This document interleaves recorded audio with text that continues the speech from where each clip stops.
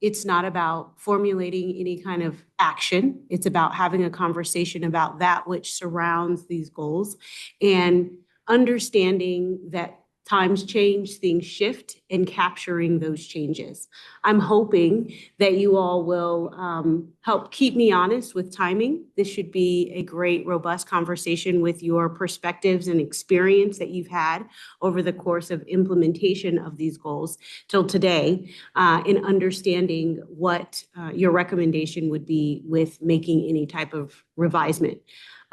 So in jumping in, I just want to reiterate, we're not formulating any conclusions, making any changes. Jordan will be joining me this evening to capture in real time your feedback, your reflections on these existing goals. And so that we can then, within 2 weeks, turn around your reflections to you in preparation for a later conversation with the post-election body on our way forward with our goals. Something that I want you to consider before we dive into what our current reality is with the goals is a question about what strikes you most about our current goals. What, when you look at these goals, do you immediately think of? So if we move forward. Thank you. Thank you. So what we're looking at now are our current goals: infrastructure and transportation, economic development, public health and safety, housing, city unity, and wellness. So think of these few questions as you look at them on the screen. What is working with these goals from your perspective? Can we go back to the previous slide? Yes. So what is working with these current goals? What remains relevant and impactful from your perspective with these goals? Jordan, are you able to share the whiteboard? As you consider these, this whiteboard with notes should be brought up on your individual computers. We can zoom in on each of these goals as we move along. These notes are intended to capture your perspective. Each goal includes the goal statement to help contextualize what is meant by each goal. So if we start with infrastructure and transportation, the City of Commerce City will develop and maintain public infrastructure, facilities, and transportation to improve community appearance and encourage continued development. So that question was, what's working with that goal? And I want to give you a few minutes to think about that and then respond to me with what's working with that goal. And then Jordan will note what's working. Susan. Deputy City Manager Brown, how do you see a goal? Could you define a goal for us? Do you put a time on it? Is it a 3 to 5 year goal? How do you define goal? Well, our goal was defined, our goals were defined within the limits of the life of the strategic plan because the goals informed the strategic plan. So it was a 2024 to 2028 plan. However, goals are made, priorities are made to be revisited upon transition periods. We are approaching a transition period. Therefore, this goal and the remaining 5, we're at an opportunity point to revisit those. Thank you. Mr. Dukes. Thank you. Just to jump in here. So the question is, what's working? Yes. When I think about public infrastructure, facilities, transportation to improve community appearance, encourage continued development, I think about some of the recent approvals, like the police substation, for example. That's a goal when we think about the conversations around improvement. I think that helps us anchor why we would approve or move forward with something like that. So with the language here, it aligns to some of the thought process I have around infrastructure and facilities. So I think that language is broad enough. That's why I think it's working. That's why it's working. Thank you for that feedback. I think that that is a good point that you're making. Goals should help inform priorities and then inform the departmental processes and work plans that happen. So that's why goals are really important to revisit at transition points as you think about going forward with an organization or with a strategy. Anyone else want to share their reflections on what is working with the infrastructure and transportation goal? Yes, Councilmember Ford. Chacon. Oh, I'm sorry, didn't see your hand. Councilmember Ford? I think some of it's working. I would agree with Councilmember Dukes that the police substation, the rec centers, we have really good facilities in Commerce City. Our rec centers are great. We're building some new transportation, which I think aligns directly with this goal, 120th, that we just approved, 96th Avenue, 88th Avenue, Rosemary. Mhm. Those are all vital pieces to the growth of our community.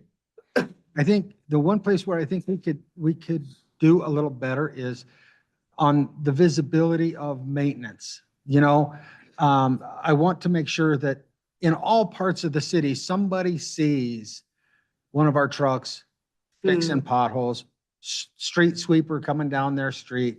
Derby, I go and meet with folks every morning at Tasty Donuts, and they want to see fresh paint on the lines and some things like that. So I think when it talks about the appearance, the community appearance, I'd love to see not major construction, 120th, and those are major construction, just the maintenance piece of it, to where someone could go, oh yeah, I saw the city's painting the lines over here, or the city patched the potholes over here.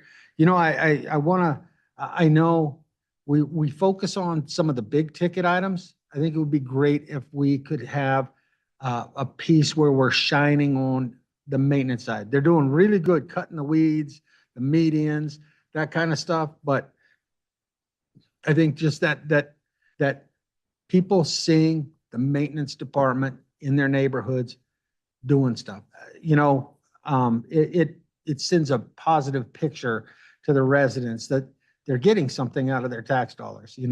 Yeah.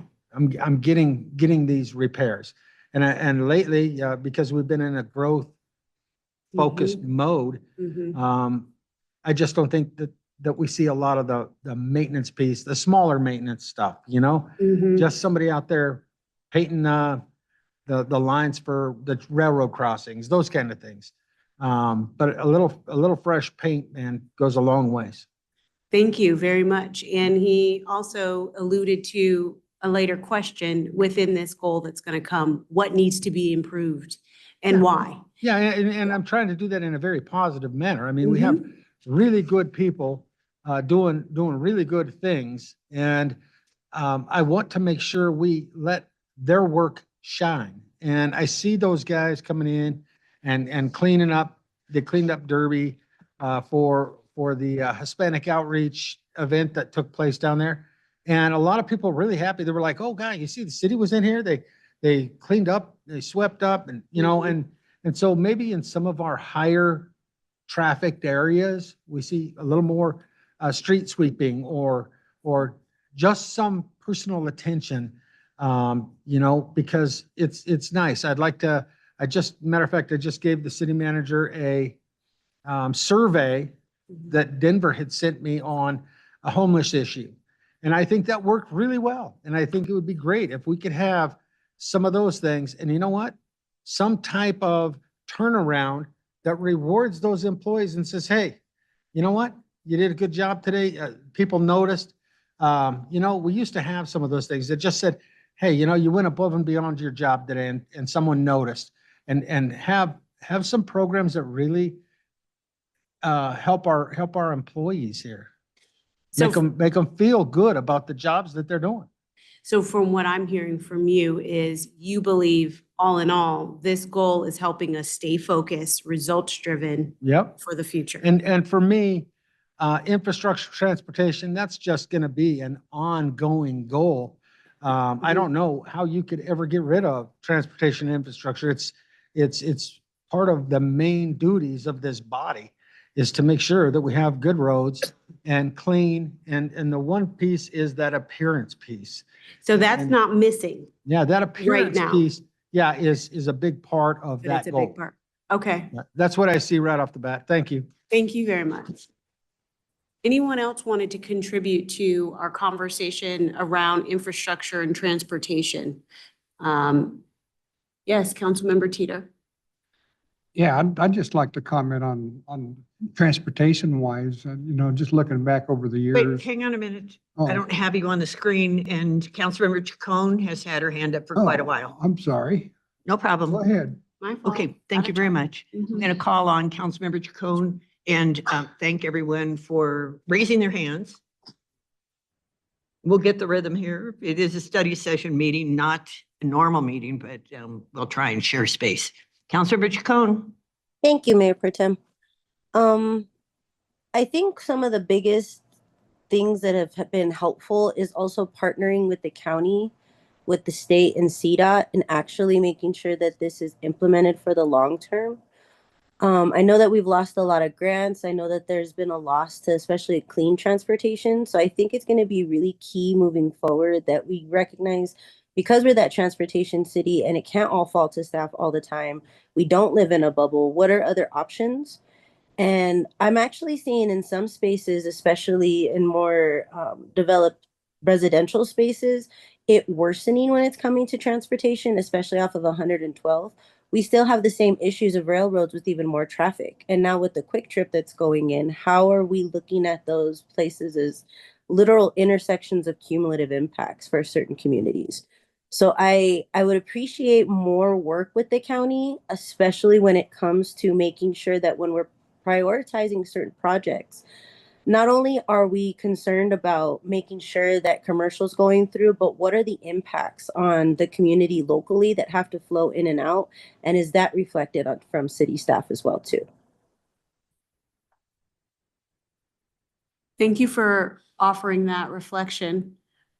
I think what I'm hearing is this infrastructure and transportation goal doesn't need to be reworded to say infrastructure, transportation, and. We like that being the headline for that goal. And working with the county and larger state resources, because we are that infrastructure for them. That's helpful insight for what to consider as we move forward with actualizing the goal. Thank you.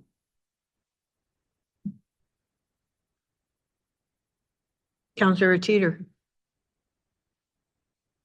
Yeah, I'd like to say some of the infrastructure we had from the past, like just looking back, Highway 2, I mean, that was a death trap back in the days, being 2-lane highway, no shoulders, no sidewalks. And it's come so far. Quebec Parkway was they did an excellent job on Quebec Parkway. There's still more improvements that could be made there. But I remember listening to the residents back in the day before Quebec Parkway existed, and mainly the residents that lived on Quebec Street, that just was really down on the city, and they were so pleased with the outcome of it. But I tend to focus more on the things that don't get done, like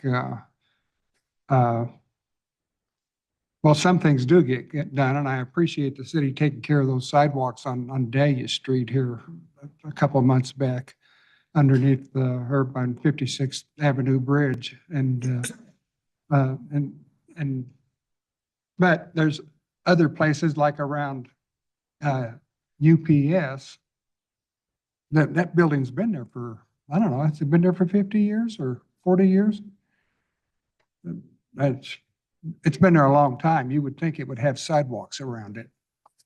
I mean, it's got patches of sidewalks that were probably required when they built it, but it just, they're only like 15 feet long, and I mean, we're missing a lot of stuff there. And there's that trailhead has been there for 20 years, Sand Creek Trailhead. We don't have sidewalks going to it. Got to walk through the mud and stuff to get there, to get to the trailhead. I mean, those are the things that are missing that should be there. So following through on some things, Yeah. is that what It you're should have- suggesting? Yeah, Okay. and there's, you know, our plan has basically been that, you know, when the businesses build, well, then we require the sidewalks and the widening of the street and stuff. But we have places in our community like the brownfield projects up on 52nd and Dahlia, on both sides of Dahlia. You know, there's, it's places where there's no building that's going to be happening in the near future on 52nd Avenue, that the whole street needs to be realigned. It's not going to be a small thing, because there's a swamp area there by Ted's place, by that restaurant down in there, and they need to move power lines and stuff over to make it a wider street. But that's stuff that needs to be done, because we've got a lot of trucks that run those roads down there, like United Parcel Service, and they deserve to have roads that fit the trucks. But, so that's something we need to work on. But, Thank you. and also on the drainage areas, in some areas that have, you know, every time when it rains hard, we get flooding done because it was probably a poor job to begin with. Well, I know it was, because where the water puddles at, the drainage is upstream from where that's at. So the drainage should have been moved down another 50 feet to get rid of the water, or they need to do something with the grade of the road to make it drain to fit the storm sewers. But so, I mean, so we're gonna have to have an engineer look at that to make it work. And Okay. Did you capture drainage, Jordan? Thank you, Councilmember Teeter. Councilmember Douglas. Thank you. So I don't want to be a Debbie Downer here, but to me, this goal to improve community appearance, and it has to do with transportation and infrastructure, to me, that is fluff. Community appearance is not one of the major concerns of our citizens. They're more concerned about figuring out ways to address their concerns regarding transportation and infrastructure. So to me, it's that we should go to the community to find out what their concerns are, and then to find ways to address those concerns. We have people coming up consistently complaining about trucks coming through their neighborhoods. What are we doing to look at rerouting those? What are we doing to look at how we can make sure that there's less traffic and speeding going through the neighborhoods?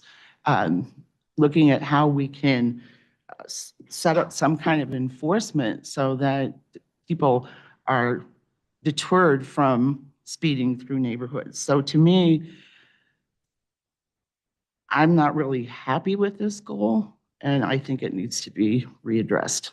Thank you. Thank you for sharing that. I think that addresses the area of what's missing, right?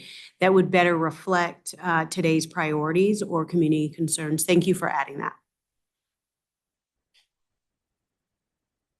Councilmember, did you wish to say something before I go to round two with everyone? No? All right, then I will. Before I go to you, Councilmember Dukes. This this is an interesting goal, and I think that infrastructure and transportation are important. I'm not recognizing the language as something that we would have created. I think that it needs to be written in a different fashion, that it is more about what is our goal in making a quality community for a lifetime so that it reflects what the city can do for the community, for its members, and so forth. One thing that we need are realistic timelines to manage expectations when it comes to infrastructure and infrastructure projects. So we have approval of the Bison Grill Clubhouse remodel in 2022. We approved 600,000 for design, and we are now on our third design because of changes that occurred. So that hasn't been accomplished. We have a substation that went in at 104th and Quarry Court, but we're also moving them into City Hall. We're also moving police into City Hall. We're moving active crime fighter police out of South Commerce City to the north. So I think that we're not getting the full picture that allows us to give well-reasoned votes. I also think that we have deferred maintenance issues when it comes to, if you call that transportation, is that roads? All right. We have deferred maintenance issues. And the more that gets away from us, the more expensive it's going to become. We moved a couple of $1 million to Public Works for roads during the budget discussion, and I hope that that is of some benefit. But whether it's the chip seal or sidewalks or bridges, all of that needs to be dealt with. Our recreation centers are great, but they need to also have space for people of all age ranges. And we're not making enough room for the seniors, as they have told us repeatedly at city council meetings. We also need more facilities for young people so that they have something to do other than driving around on little vehicles in streets and spooking everyone. But I would like to be able to word it in a different way than improve community appearance seems so, I don't know. But Not confirming. action, it's you not need the action goal. oriented. Mhm. It doesn't really grab me or encourage continued development. I don't see how infrastructure and transportation melds with that. I don't have a problem with continued development, but I think it's important to be taking into mind what we want the community to look like when we're talking about continued development. Okay. Councilmember Dukes, round two. Thank you. And thank you for this question. So my understanding is with this, we're looking at the goal language, understanding that the tactics and strategies will be discussed at a future date. Mhm. And so with this goal language here that you asked what's working, and actually one of the examples I was going to bring up was the community appearance and what the city just pushed out in terms of the encampment process and conversations. And that was a big community appearance conversation that I have had with a lot of folks in the South part of the city, especially around Veterans Memorial. And so when I think about that language there, that's what comes to mind. And not just Veteran Memorial Park, but like a lot of encampments and how as a city, that's a part of the goal you're trying to address it now, being more transparent with it through videos and social media. So I thought that works. The thing that I think that doesn't work or not as relevant that we need to think about it as we have the ability to revise our goals. And I think this is a part of the conversation is knowing what I know now about infrastructure and transportation in our city, that we can't do without partnership with CDOT. Councilmember Craig Kim and I had a great meeting with CDOT, and just doing that relationship development, there's understanding more constraints that they have and what we have. And so it's going to create more, we need more creative thinking through partnerships to actually solve some of our infrastructure issues. And so language like that in the future, like public infrastructure, like something around more partnerships and relationships added to this language in the future will be something that we have to wrestle with. Thank you for that. Councilmember Chacon? I propose instead of community appearance, community equity priorities, because as it was mentioned, we also have grown in large in development. So how are we rerouting trucks to where they're not affecting now that are communities, whole communities with schools and safety provisions that we need to really look for? Speed limits are a huge thing. It's not just ATVs, but it is trucks. Especially where I live, off of between 120th and 104th, it's mainly trucks that run through those red lights. So if we do have a substation, how are we increasing that kind of patrol too? And we're seeing so many kind of just blow past our spaces. And I do agree the goal feels really disassociated a bit with recognizing community. It also doesn't really notice that people live here too. We're not just a transportation hub. So I think we need to kind of recognize that level of equity priorities that community needs to have, most of all, both in infrastructure and transportation, and what that means in the language of our goals and the intentions of our goals when we're trying to propose a lot of these projects. I really appreciate also, I think it was Councilmember Douglas, where it's also recognizing that community should be involved. So where are we kind of having long-term stakeholding? Do we need to start creating community boards so that they can partake? They can't always be on commissions. So how are we also reaching out to community in certain ways that they can actually tell us on a day-to-day basis, hey, we're noticing this with the trains, we're noticing this with the trucks, we're noticing this with ATVs. So I would appreciate more outreach in that way, and then the actual implementation of equity. Thank you very much. And in the interest of time, we're almost at 6:30, right? And so I just want to make sure that we are able to talk through each of the goals is into the extent that you would like to. But also now that we've set the example of how we talk through where we are today, if we could be succinct in giving feedback with the next goals so that we can get them all in and then talk about moving forward. All right. I'd like to read something aloud, though, and I have sent this to you Friday. Mm-hmm. And this was something that the city council had created before, and these were goals. Commerce City is a thriving community, economically strong, environmentally sustainable, and socially equitable. Commerce City is a healthy and safe city where fresh air, clean water, public health, and the preservation of natural open space are paramount. Commerce City is a financially sound city where businesses flourish through collaboration and innovation. Commerce City is a diverse community that celebrates its unique history, identity, and culture, where families and individuals of all ages can live, work, and play. And there is not a fifth one. There should be a fifth one for public safety, but it's not showing in this. So I think that these have more life to them. Mm-hmm. And I don't know if that's more of a goal or less of a goal. If a goal is something that can be accomplished in 3 to 5 years, then maybe that isn't a goal. Maybe they represent the vision that we have or the mission. Mm-hmm.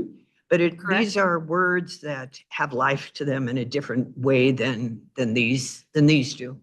And in best practice, the goals inform the priorities and the specific objectives that change based on environment, conditions, finances. And so they are constantly moving. So the goals and the vision should help to support how we tackle things moving forward.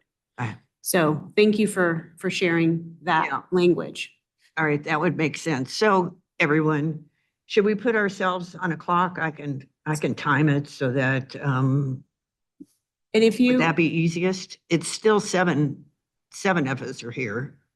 At 5 minutes each, that's 35 minutes per item. I wanted to address the language that you just read us. It's a part of the values. Pardon me? It's a part of the current values that we have at the mission, vision, and values for. Those are cities, summer values? cities. Mhm. Okay, well, then they would be foundational to goals. Correct. So our goals are not as compelling as the values are. That's what I'm seeking is more life to these goals That's helpful. so that they're achievable, they're measurable, Mhm, mhm. et cetera. And that can speak to how we then refresh, right, the strategic plan to come. And we're not getting into the strategic plan tonight. We're talking just goals. Right. So, thank Councilmember you. Dukes? Yeah, thank you. So with the second goal here in terms of promote balanced and thriving, inclusive community, et cetera, et cetera. I think what's working with this is that it is language like thriving and trying to have an inclusive city economy. Like, I think those are big things. And I think some of our anchor points around in developing a new office of economic development, things like that, to help drive that. I think what doesn't, and the idea of attract and retain business, I think that's a goal that's still relevant for us. Mhm.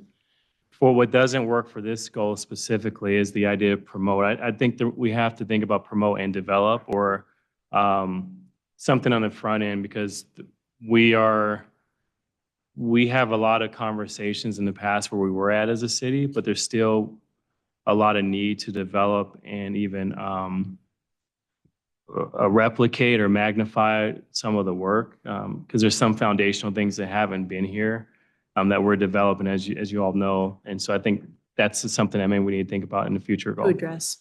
Thank you.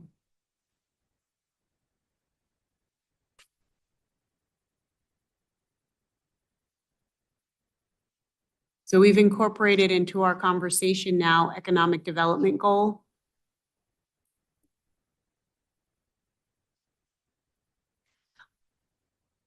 Would someone else like to speak before I do? Has her hand up.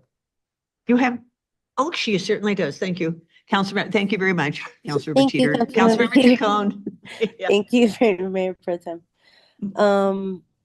I think what's been working, I think now that we're starting to see that community doesn't want just commercial, but commercial that's part of their community.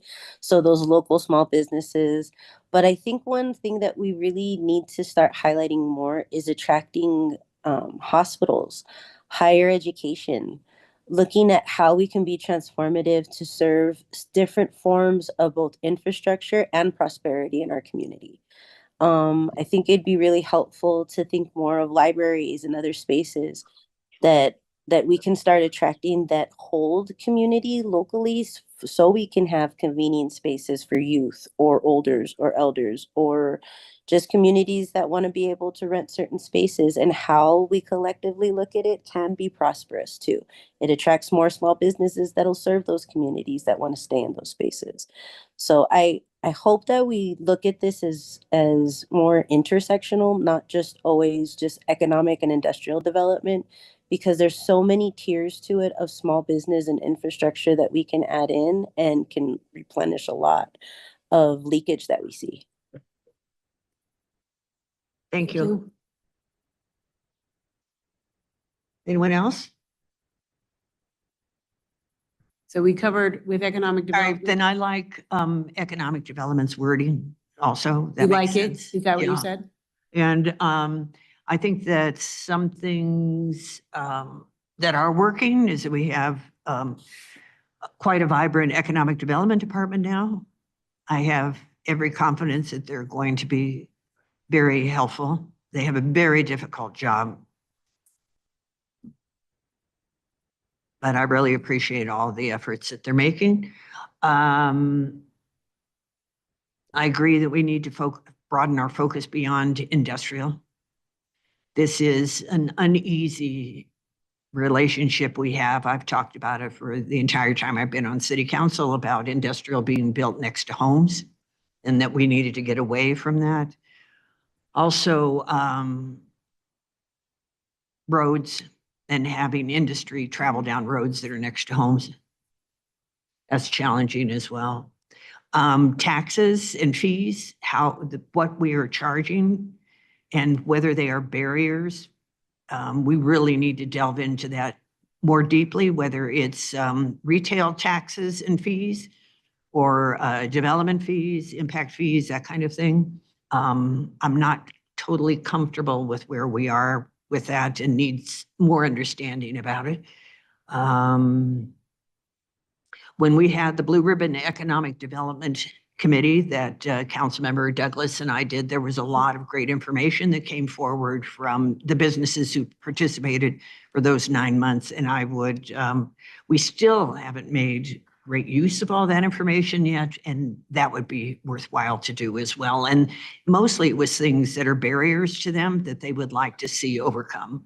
So that would be important. And I'm sure that Councilmember Duke's small business group that he suggested a year or so ago, when we get a report from them, that they will have great ideas that we can look at to formulate. So if we could have both of those together, because these are all business people in Commerce City who have put their brains together to help us help them and any new businesses coming in, I think that would be a really good use of our time.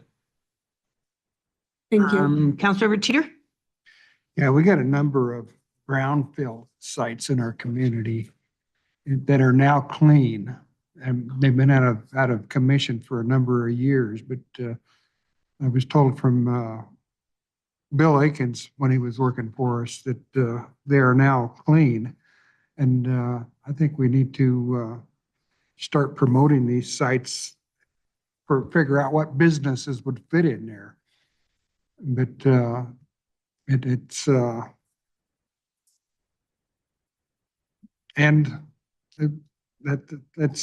guess that's the bottom line. We just need to, it'd be nice to see some buildings on those sites instead of just open fields and test holes. Thank you. Yeah. Councilmember Kim? Yeah, kind of to piggyback off of what Mayor Pro Tem said about the different, when we talk about economic development and the small business aspect of things, I think about like as far as sustainment of existing businesses that we do have, the use taxes that we do charge, the different taxing entities that they are essentially being charged. And how do we go about assisting to support in a reduction of that to keep them sustained here, more so for small businesses than the larger big box stores, right? Mhm. You know, I hear it throughout the community as well with our existing businesses about how the taxes are killing them. Well, they also understand that there are different taxing authorities that are out there, not just Commerce City and what we actually have here, but I would love to have some type of reduction basically to help sustain Mhm. the existing businesses that are here to be maintained here. And in addition to that, I do believe that economic development also has some various incentives that they do offer, but to bring a small business into the community who's just starting out to be taxed to death essentially, I think essentially that business would be out of touch or out of, you know, they go out of business after the first year unless they raise their prices altogether. So it's kind of working, kind of not working in some way. So that's all I got. Thank you. Anyone else? I wanted to add one other thing. Resident serving amenities. Mm. So it just says business right now, but certainly our residents would love to see amenities that serve their needs. Thank you. So if there's no more thoughts on economic development, we can keep that in our minds and then shift to public safety, public health and safety. The City of Commerce City will protect resident health, safety, and education by promoting public safety, environmental health, and sustainability. So in line with the other two goals that we talked through, again, what's working, what's not, what's missing, that should be added to better reflect today's priorities. Before I go to the others, I'd just like to say that public health and safety, environmental health and sustainability should be one category and public safety should be another category. More than happy to talk about both those, but not them together. They deserve their own goals. Councilor Dukes? Yeah, so with this goal, I do think, so what's working, I think the right language is there in terms of we want to promote residents' health and we want to promote public safety. And I do agree thinking about separating public safety and environmental health and sustainability. But as far as the what's not working is when we talk about environmental health and sustainability, I think we need more language to call out the full range of what that looks like in environmental health and sustainability. I witnessed over my years here with this goal specifically that it gets too narrow about a specific type of challenge in environmental health, but we never jump into like what other issues are in the environment that we can promote for our residents across the city. And we don't talk enough about sustainability in a way that is eco-friendly for long term. So I would love that. That's not working right now. So it may be needing to call out separately, but that's what I think about that one.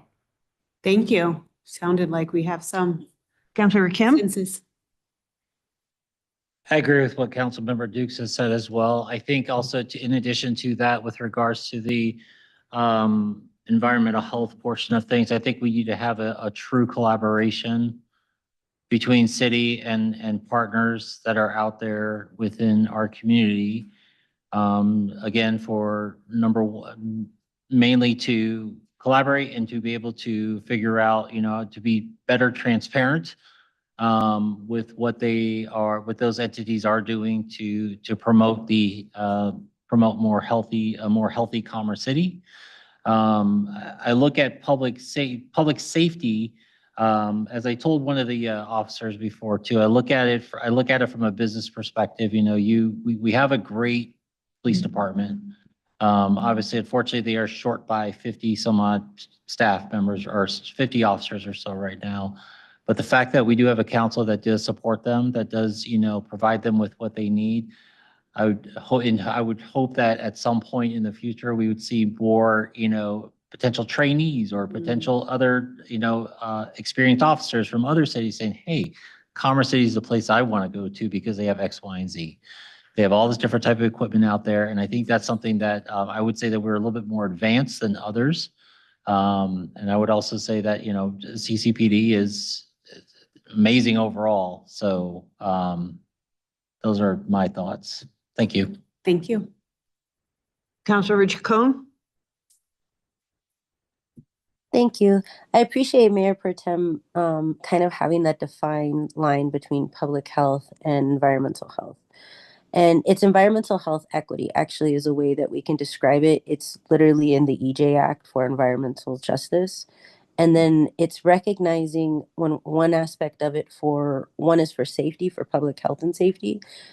And then the other is the actual for health equity. That's where we need to work a lot more with Adams County Health Department. They've been willing to in other spaces. But just like we had certain bills already passed here in Commerce City, when we look at environmental health equity, we specifically have a city that not only do we have disproportionately impacted communities more than other cities in the entire state, but we have to recognize cumulative impacts of other agencies that don't always represent our constituents with that type of health equity and health analysis. So we did have a cumulative impacts bill that was supposed to be an equity analysis of cumulative impacts. So it is constantly working with CDPHE in certain levels where we're not just documenting Suncor, but other industries that are harming certain levels or certain communities with health equity. And that also applies to the North now too. How are we working together with our water districts? How are we, and it's not just at water treatment facilities, but at watersheds. We live off of South Platte. So how we're looking at South Platte differently too. I think this could help in a lot of ways. Why I think this would help in more than one way is just like police are short staffed. There's a lot of short staff when it comes to having local monitoring. So I think it would be helpful in where we're looking at nonprofits to help fill that gap or community to help fill that gap of actual monitoring spaces. Because I know that there's a lot of well educated community members here. Some of them even work for some of these agencies already. So where are we reaching out to the water quality, the air quality spaces, and really following up on policy that not only was supposed to address Commerce City in that environmental health equity, but is supposed to address the cumulative impacts that has always been pushed off. And finally, we can have a whole section of it of our city to, because of all the policies passed, to really implement something more than just something on paper. Thank you. Councilmember Teeter. Streetlights. We need more streetlights. We need to get the streetlight program going. I come down Highway 2 the other day and I think I counted out of 100, eight streetlights that was working. That's from 112th down to 64th. That's not good. Thank you. Yeah. That's good, thank you. Yes, how do we make the city safer? Not with police, but with the atmosphere in the city and lighting and so forth. Yep. Councilor Kim? We're on round 2. Yeah, to add on to that street lighting deal, it's obviously collaboration with Excel Energy, United Power. I can tell you for a fact that myself, I'm going to be meeting with both of those representatives here in the next couple of weeks to discuss that. And I would hope that other council members will do the same as well, just to get a better understanding. How can we partner together? And like what Councilmember Dukes said earlier regarding with CDOT, right? For example, collaboration, obviously having the outside of the box ideas to figure out how can we get things better. But yes, to what Councilmember Teeter did say, as part of public safety is lighting. We have a lack of lighting altogether. Whether it's on Highway 2 or down in the south off of Brighton Boulevard or a few other locations too. So, I mean, that would also be helpful to help potentially deter, any crime or whatever case may be. Thank you. Thank you. I'm noticing in the presentation that's attached to commerce.legistar.com to the agenda that it doesn't have this page. Right. This, what we're looking but at it's now? not possible to look up the goal. We should be able to read the goal. Like I can read the goal on my phone or read the goal on my. Pardon me? Oh, you went to the website? All right. So Councilmember Dukes is suggesting that I go to the website to read the goals, but to be able to see what the language was under each of the goals is what I'm looking for. Well, what was uploaded in companion with the PowerPoint was the strategic plan, referring to the goal page specifically to provide the language, that goal language. So they should be together, the presentation, these slides, as well as the uploaded strategic plan referring to the goal page. Great. I'll look them up.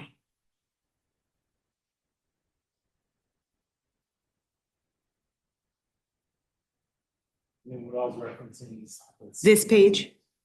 Underneath our city council page. There's a 6 goals list with the city council goals. Oh, that you were referring Mayor Pro Tem to? Is that what you just navigated to, Jordan? Yeah, when I would go to the council. Yep, this is the strategic plan section. These are the city council goals. Yep, I'm infrastructure, looking at it. transportation. It is on our city council page. Yeah, there's just better, this will be, it's a better. Yeah. He's saying if you refer to the city council page and go that way. So once you get there and you scroll down a little bit past all of that. Yep.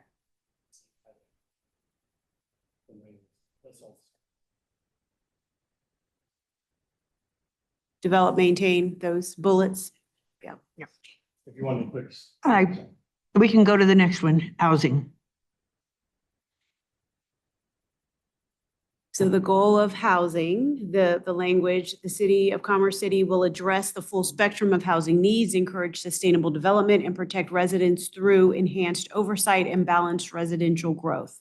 So again, as with the other goals we discussed, what's working, what needs to be identified, to be refined, and why. Let me ask you a question first. What is meant by sustainable development? Encourage sustainable development. Sure.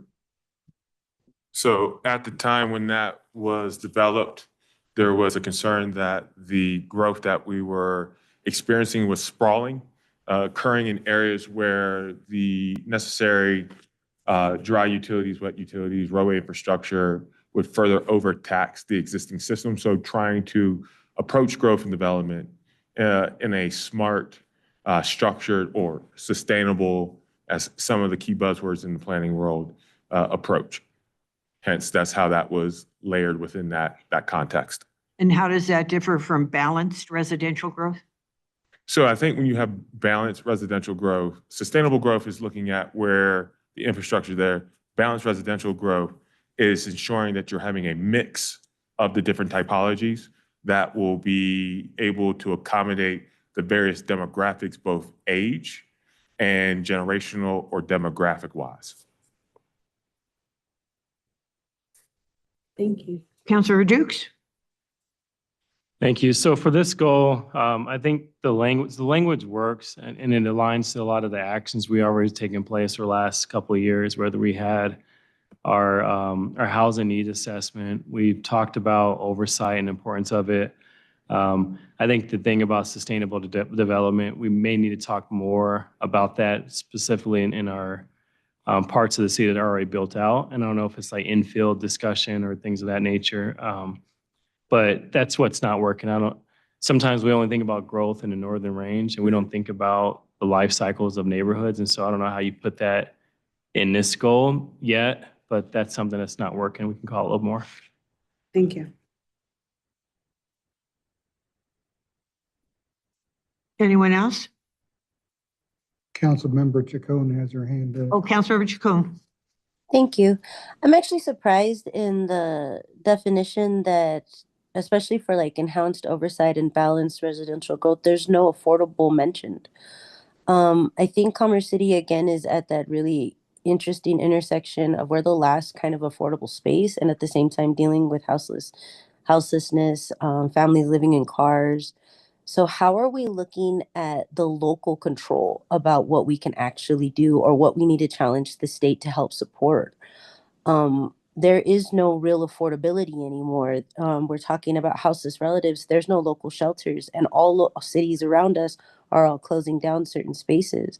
We need to start being able to discuss income-based housing, rental caps again. We need to be able to hold kind of the state's feet to the fire to some spaces and recognize we do need public housing if we do have real conversations, because housing is a human right as well. So it's not just about having that sustainable development, but that affordable development, that equity development, those protections for community, because these problems aren't going away and they're worsening and they're going to worsen. Also the discussion about affordability just for ownership and home ownership.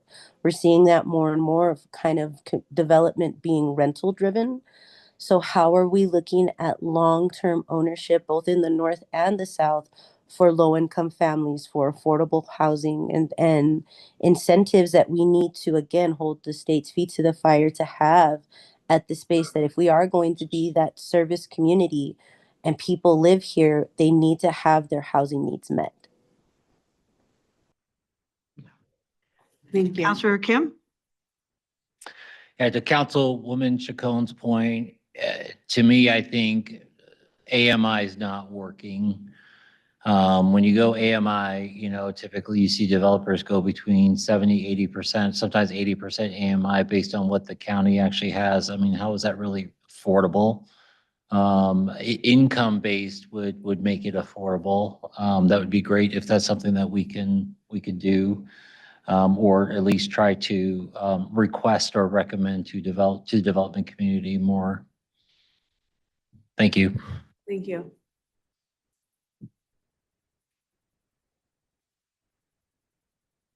Is this your second go round, Councilor Dukes? Hang on, because I would like to comment first. I was just asking. Okay, thanks. I would like, I think that this is sort of reversed based on the city manager's explanation, is that we want to encourage balanced residential growth and protect residents through enhanced oversight and sustainable development. Because the explanation was that sustainable development, it means that the infrastructure is in place and roads and so forth. And that's how you would protect residents, is that all of this is in place before it grows, if you will, or as it grows. So the language of the goal. The language. Yeah, the balanced residential is encouraged and protect residents through sustainable development. Thank you. I am concerned that our housing goal does not speak to metro districts and PUDs. I don't know how we fit that in and what language is required for that. But I was thinking about it again recently because of the Foxton Village homeowners who pay higher metro district mill levy because there is a nonprofit apartment complex that is half of the property. And that nonprofit apartment complex does not have to pay property taxes or pay mills. So as we're going forward, we need to think about that when we put in or approve on whatever level, housing for such as income-based, if it has anything to do with nonprofits, we have another issue that we have to deal with as well. Is that could be an additional burden for people who live in existing metro districts or metro districts that have been approved and have not yet been built. Thank you. How would we address that?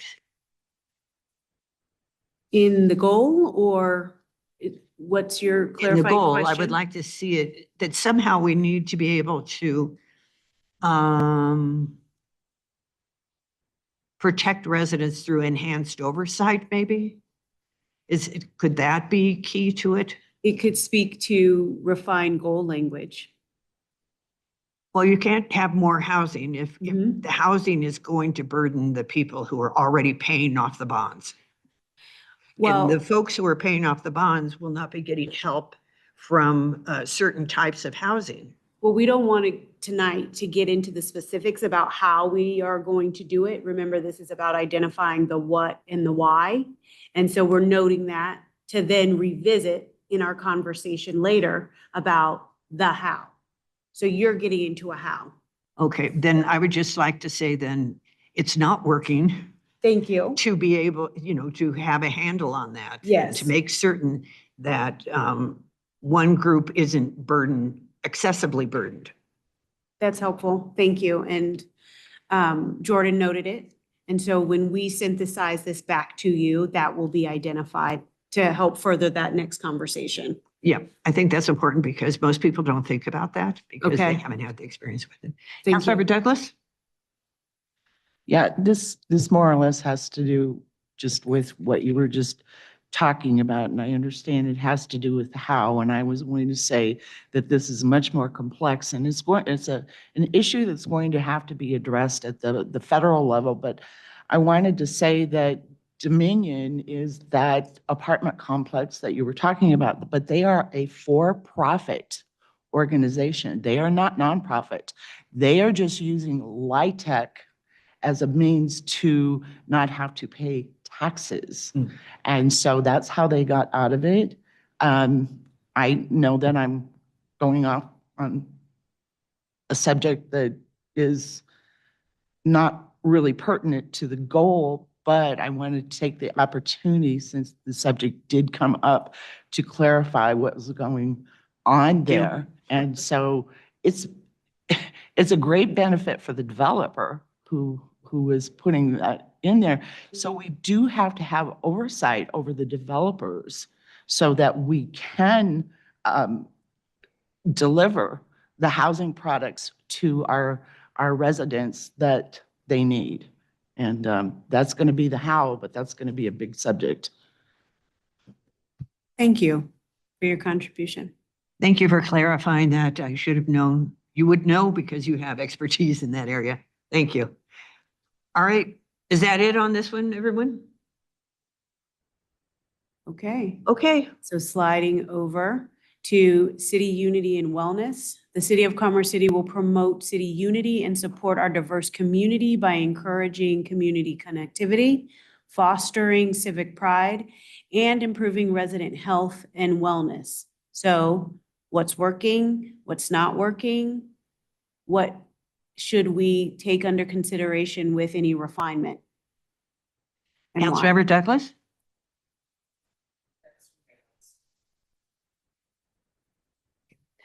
Councilmember Dukes? Thank you.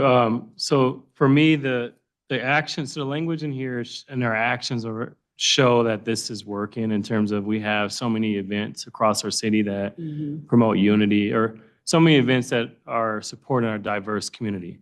I think the challenge that's not working is that we don't communicate the why we do these events. And I think that's the unity conversation we have to promote more of. So I think that's what's not working, is not highlighting the unity and intentionality for these events. We highlight the diversity and we support our residents, and so the language works there, but the unity piece, we don't promote that enough. Thank you.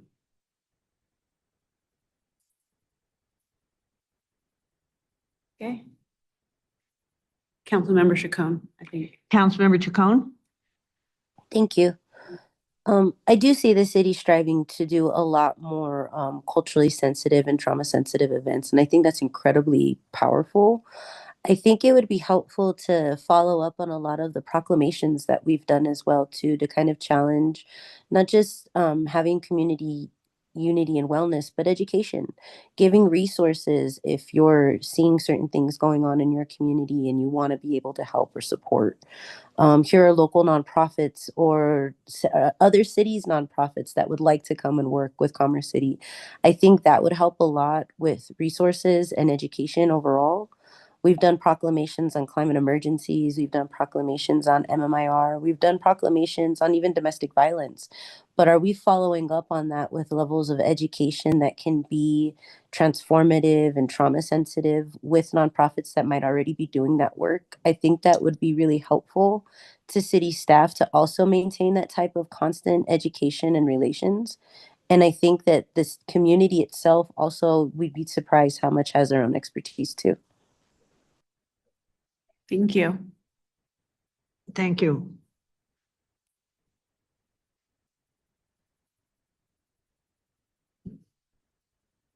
Anyone else? Councilmember Douglas? Thank you. I couldn't get my button to work there.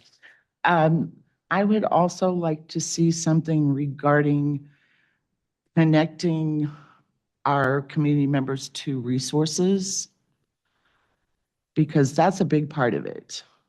We have to make that connection. If we don't follow through and provide them with the connection to the resources and to make sure that those resources follow through in providing the services to the people, then we failed ourselves. Thank you. Counselor Teeter. Yeah, I'm kind of talking on the same subject as Councilmember Douglas.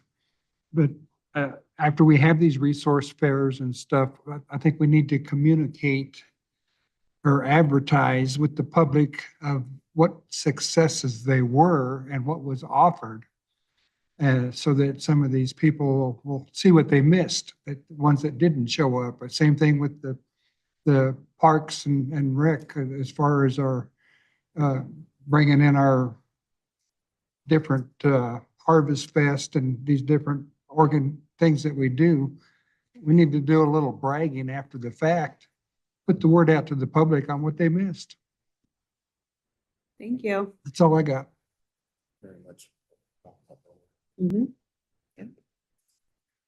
I think we're making great headway. We're doing far more to promote city unity and host events than ever before, fostering civic pride and so forth. It's very much appreciated.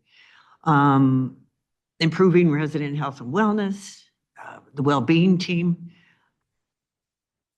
Very impressive. I agree that our proclamations, publicizing our proclamations would be helpful. And I find that people love to see themselves when they have attended events. So to be able to have them show up in other ways other than just on Facebook or Nextdoor, I think their faces should be in the newsletter as well, in Commerce City Connected. After an event, this is what we learned, this is what we saw, whatever the case might be, but to show the people in Commerce City, to show who everyone is and so forth would be helpful. Thank you. Anyway, I'm good with that one. Okay. Do we have Anyone any else? comments? Yep. Nope. Alrighty. Okay. Last goal, high-performing government. The City of Commerce City will provide innovative, responsive, and transparent service to the community across all city departments by assessing and meeting service levels and demonstrating efficacy through data and metrics. What are we thinking about how we're doing with this goal? Should it evolve, and why, and what? Anyone? Counselor Teeter. Yeah, this is kind of the same thing as what I just spoke about, and maybe the city needs to brag a little bit more, but we was complaining about dead trees on Highway 2 a couple weeks ago, and I was just going down Highway 2 the other day, and I was with a guy, and we was talking about those dead trees, and I think there was 40 some dead trees that I counted. It just looked terrible. And as we was driving down there just a couple days ago, we couldn't find one dead tree. So the city did a good job, but they never let anybody know about it. And then people drive down there, they don't even notice that the dead trees are missing. But if I hadn't have been talking with this guy, I wouldn't have noticed it. But I mean, it looks a lot better. So I appreciate the city, getting on it and getting it done. And I don't know, maybe you need to brag a little bit more. Closing that loop, right? Yep. Let Thank you. people know it's completed. Yep. Councilmember Kim. So what is considered working well within the high performance of city government? In my opinion, I think that the city staff overall has done an outstanding job with the exception of Jordan. I'm kidding. No, in all seriousness, no, I will say that I think that, we do have a high performance government. I see it within staff within, whether it's city attorney's office, city manager's office, PW, PRG, or any of the other departments that are out there. They want to do the best they can to ensure that they are striving to, either meet the expectations of patrons or essentially providing that customer service. Mm. That is something that I think is working really well. A lot of folks that I hear from around the community say, they really appreciate what Commerce City does. Especially with we go back using Councilmember Teeter's deal as an example, whether it's within dead trees, right? I mean, obviously dead trees are out there. You throw in a ticket or you let city manager's office know and they take care of it right away. Community well-being, going out there and talking to and trying to communicate with the homeless that are out there, right? To give them the resources that they need. I see PRG staff out there on the side of the roads picking up trash, or even with Public Works doing the same thing. I mean, it's so many different facets of all the different departments that are out there that are striving to do their damn best as far as to ensure that they strive for that QCF. So that's all. Thank you. Thank you. Councilmember Dukes.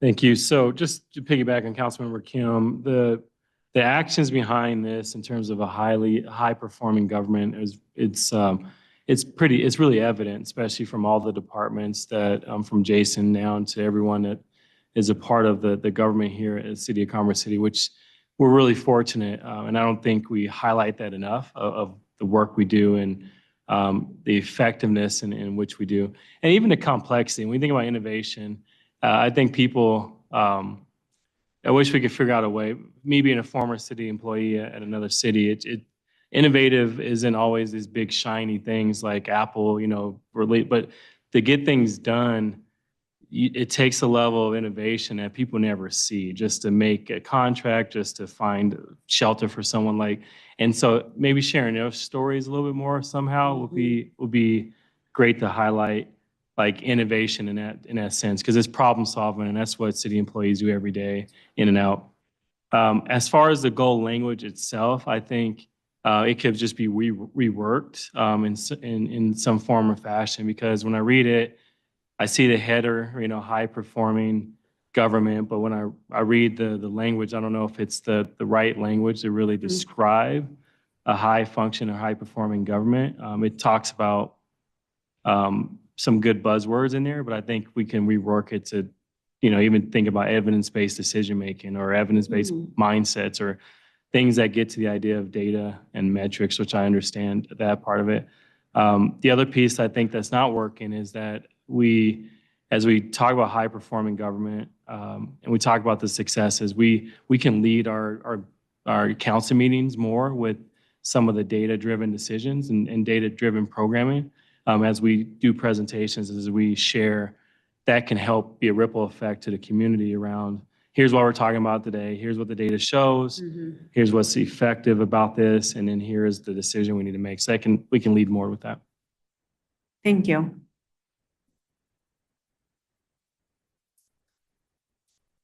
Okay. My hand's raised still. Oh, yes, sorry. I knew your hand was up, Councilmember Chacon, and I just went straight away to the microphone. Go ahead. No worries. I think we could really expand on this one, especially if we're going to mention high performing government, transparent and equitable service. Equitable also implies the level of fairness. And I think, especially when we're looking at data, so we're not just in always the metrics, but also the narrative setting, valuing qualitative data as well, hearing from community and having that. If it is highlighting successes, that's great. But in real data, you also need to highlight all the other baselines too, where it's not always great, where you have to hear community feedback, where we're hearing more about trucks, or they need certain crosswalks, or how we've had community members come in and say, well, zoning changed and I wasn't really notified and now I'm already being penalized. So having that equitable part really matters, because we are a government, we're an organization, not a corporation. So how are we looking about qualitative data being involved, equitable fairness being involved in certain policies and implementation, and especially when we're analyzing data, again, that equity analysis, that we're still looking at the narrative of what community would also like being involved in the data, not just the data analytics that can sometimes be manipulated. Thank you. Um, Thank you very much. I'm having, the data and metrics is a challenge to me. I would think if we were doing data and metrics, that it would be transparent to the whole community. So what, an annual survey? What about on Access Commerce City, when, after you have submitted your issue and it's addressed by a city department, that there is a survey on the little submission thing? So you can say, you can give your score in terms of timeliness or satisfaction of Satisfaction. completion, whatever the case Mhm. might be. That would be good feedback that we would have, as well as to how well, and instantaneous as to how well everyone is doing. We don't get that information, so it would be helpful to have.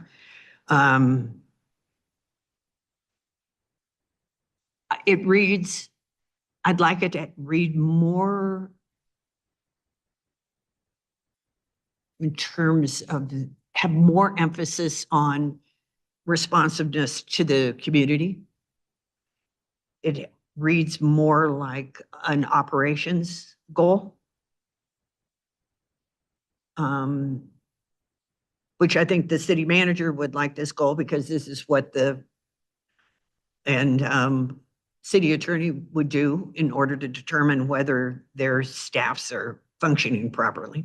Mhm. And that's something we have no control over. Mhm. So as a city council goal, I don't know, but I do know that having innovative, responsive, and transparent service, and equitable service, I might add, just as Councilmember Chacon said, to the community across all city departments, is critical. And then some way to measure it. That is information that's available to all of us, and that all of us as residents can participate in, community members, not residents. So almost suggesting that this become written into, at least some pieces become written into another goal. And this becomes a separate goal outside of the city council goals. That's kind of what I am hearing you say? I'm not hearing you say it very well. I didn't come with my. Okay, no problem. I'll repeat. There Can you you hear go. me better? That helps. What I hear you suggesting is this, perhaps some of the language in the goal statement itself can be rewritten and incorporated somewhere else in another goal. And perhaps this is a goal that gets pulled out. That's your suggestion from the city council goals. It could be pulled out, or it could remain. could I remain. don't have an issue one way or the other. I just think it Okay. has a lot of operations emphasis. And I Gotcha. would like us to be able to emphasize our customers Thank you. in this, Okay, rather than emphasize staff. fair. All right, thank you for clarifying. Councilmember Douglas? Yes, I'd also like to echo what Councilmember Chacon and the Mayor Pro Tem have expressed. This seems more like something that you would, a statement coming from a corporation or a business to me, rather than a public entity which serves the public. And so, yeah, to me, it's too, government is to serve the public. And I think we're getting away from that, and we've got to bring that back, in my opinion. And so to me, I'd like to see this to be reworded and to reflect that. Thank you. Okay. Any more comment on high performing that I missed and see? No? Okay, so we can move forward. I know you've been identifying who could speak next, so I just want to make sure there's no one I missed. Anyone else want to weigh in? Okay, And it does look like each of the other goals could have part of this woven into them. Okay. so we noted that All in right, terms of great. what could be talked about. All right. Thank you. And moving on to the next slide, this is our kind of remaining conversation piece. In this discussion about what is working, why, and what could be considered to be refined, it helps to set us up with what should guide us next. So there are a series of 3 questions that are on the slide, some of which you considered in giving your reflections on what was working. But those 3 questions, what are the most urgent or high impact areas for the city based on our conversation we just had? Then where do you want to see measurable progress in the next 12 to 18 months? And then finally, what values or outcomes should guide our work? So we won't go back over each individual goal again, but just in terms of what we talked about, what is the takeaway in those 3 areas that you have? So, Could you go back a slide for just a minute? oh, sure. Okay. Where you have council's 6 goals for Commerce City provide the basis for achieving a thriving community. The one thing that's missing from that after the colon is safe. We don't have public safety in there. Provide the basis. That was directly from the book? Okay, We did that in the first place. We left that out. okay. Oh, I see what you're Yeah, alluding to. but it just seems to me then And it it's would struck tie out in to with you. the goals. Okay, thank you, Susan. Mhm. All right. So the first question, again, what are the most urgent or high impact areas for the city? So this is your opportunity to kind of think forward, shaping the direction for the conversation that will be had post-election. What rises to this top for you within those 6 goal areas that we need to be focused, aligned, and accountable for? Just in thinking about our conversation and some of the feedback with public safety and public health.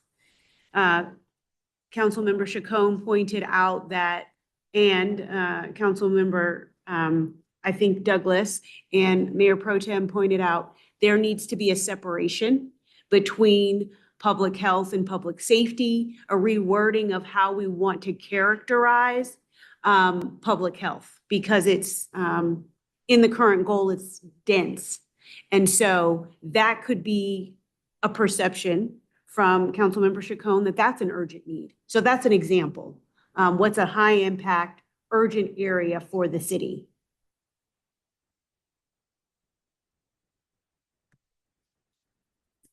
I do think I did. I think I heard also, I believe I heard Councilmember Dukes and Councilmember Kim also agreed with the idea of separating. Oh, yes, I was, yeah, that was a We're kind of consensus. predictable in that arena. I just wanted to make certain that other people were noted as well. Sure, All right. fair. Any other? All right, anyone want to go first? Councilmember Chacon. I think we need to have a very considerable and long analysis about rerouting trucking routes. I believe it was mentioned that they haven't really been revisited since 1987. That's almost as old as me. So it's like, how do we really look at our residential spaces? And I think it would help alleviate a lot of what their community is constantly talking about with congestion. Again, we have railroad tracks, trucking lines, and then just normal commercial everyday traffic. So how are we looking at rerouting it for residents to not have as much impact? And then another aspect is finally meeting residents that see that they don't want to have to go to other cities to meet their service or commercial or local business needs. They want to have that local business in town that they can sit at, that they can work at, that they can be a part of. So how are we still attracting more than just car washes and gas stations? Our communities constantly ask for service needs being met, more than nail shops too, but something more that builds that community quality for a lifetime and at the same time supports that local business, that local control. And again, revisiting public banking. It's also being able to establish our city for its own foundations through that prosperity too. Thank you. We had Councilor three. Dukes?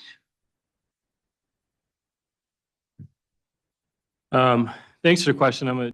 My understanding is you want us to keep it at a high level and not get into like all the tactics and strategies yet, right? And so I think at a high level, the first thing when I think of what's most urgent is the conversation with our budget. When we had our big budget items where we had economic development, we talked about Derby, and we had 5 top priorities. That's what's still urgent for me in terms of the budget. So making sure that aligns to what we talked about in the budget, because everything sounds great, but your dollars follow your priorities. And so that's my answer for that one. Okay. As far as the 12 to 18 month, it still aligns with where we talk about budget priorities. One of the big things was our conversation around our roads and allocating additional dollars to make sure we have mill work across the city. So 12 to 18 months, I think that's going to be critical. The other thing that I thought was a priority based on our budget was the police substation. That was a big priority. And then our priority for me was our economic development department. That's a priority because that's going to help drive economic development and retail. So at a high level, those are the big priorities for me. As far as the values and outcomes, I still like the values that were stated in the strategic plan. Mayor Pro Tem Noble mentioned briefly earlier, I think those values still hold true. I think the other thing to add to values and outcomes is being more, us as a body, being more thoughtful, how do we reach all residents? And figuring out as a value, what does community engagement look like for all residents? Because as we all know, there's pockets that say different things of people, and that's what makes a diverse city, right? And so how do we do a better job at breaking through some of those pockets to talk to everyone and get different diverse opinions? That's the value I would love to continue to push. Thank you. Very succinct.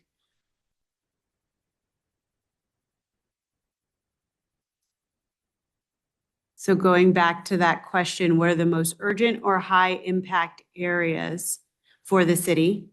And then where do you want to see measurable progress in the next 12 to 18 months? And then what values or outcomes should guide our work? Councilmember Teeter? The high income, or what's the question again? The high impact areas would be the roads that have the bad design. The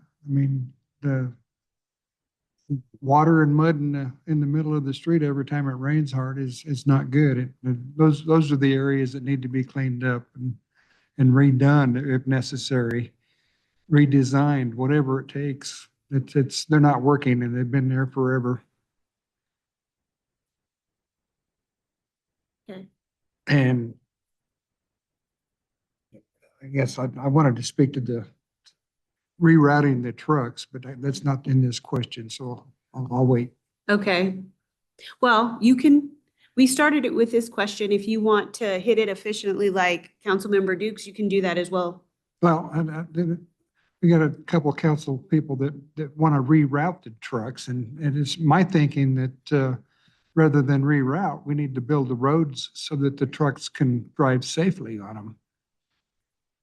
Because those trucks have been here for a long time. They've invested their whole lives into their business, and they've put themselves right in the center of our community. And now we're telling them to go to another town. It's not right.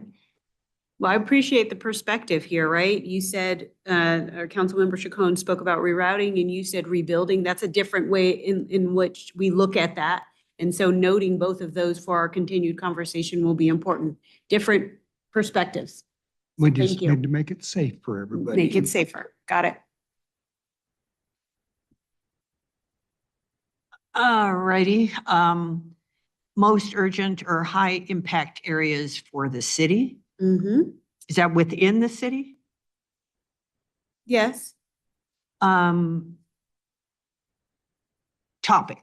most urgent or high impact topics? Yes, high level. Yeah.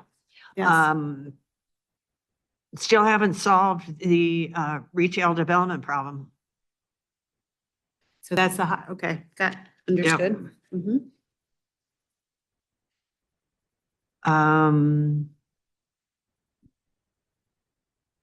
Road maintenance.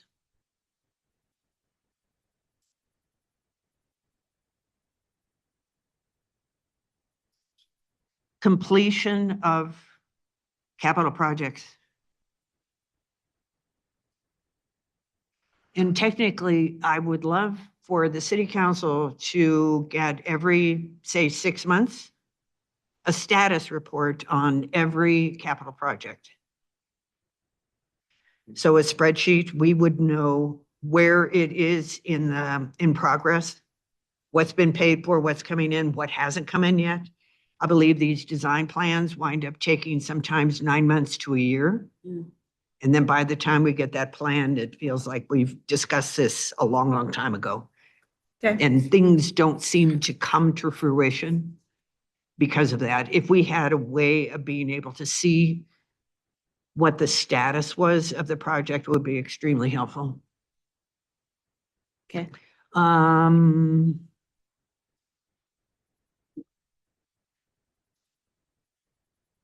I think we need to be able to, it seems to me we could address in the next 12 to 18 months, a way of defining who comes into the rec centers. So we have a data report, so we're able to determine what we need more of in the recreation centers, or whether we need to put more money towards the recreation centers.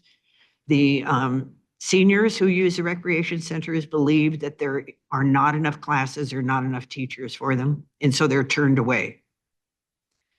They would like to see data. It either supports their view or it won't support their view. They understand that, but they're all people who understand what data and metrics mean, and that's what they would like to see. I think we can do that easily within the next year. I think the values then that I read off earlier, which are already on our website, are the values that I think still stand. Still stand. So existing They values just still need to be stand. tied in language-wise more closely. What are the most urgent or high impact? A derby could, if there was actual progress in Derby, more activation in Derby, I think that would be very helpful for the community and for bridging communities as well. That's for the high impact areas for the city, Derby? Yeah. Okay.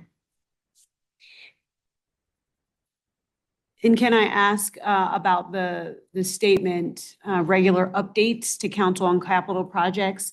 Is the real-time updated dashboard not providing those updates? One thing that I have asked for all along is for the web sites that are created, that they have focus groups who demonstrate whether they are user-friendly or not. So if people are not using them, then they are not actually functional.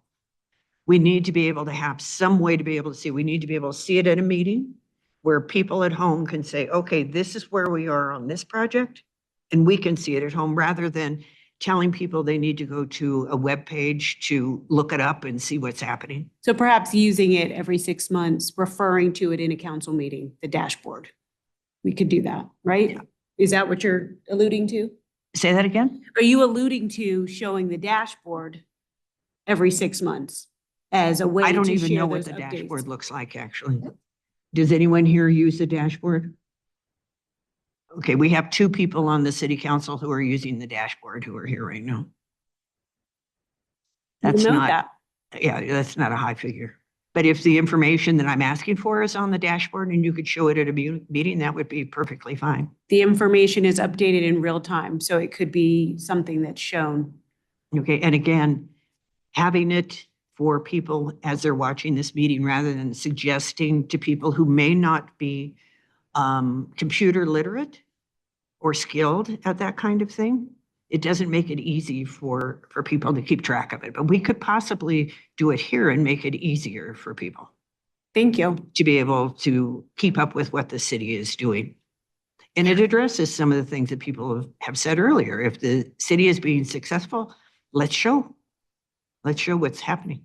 And it resonates with the other points that were raised about amplifying things that have happened that have been successful. So that is a tool that can be used for that. Right, Thank you. exactly. Okay. Oh, and we need something for youth.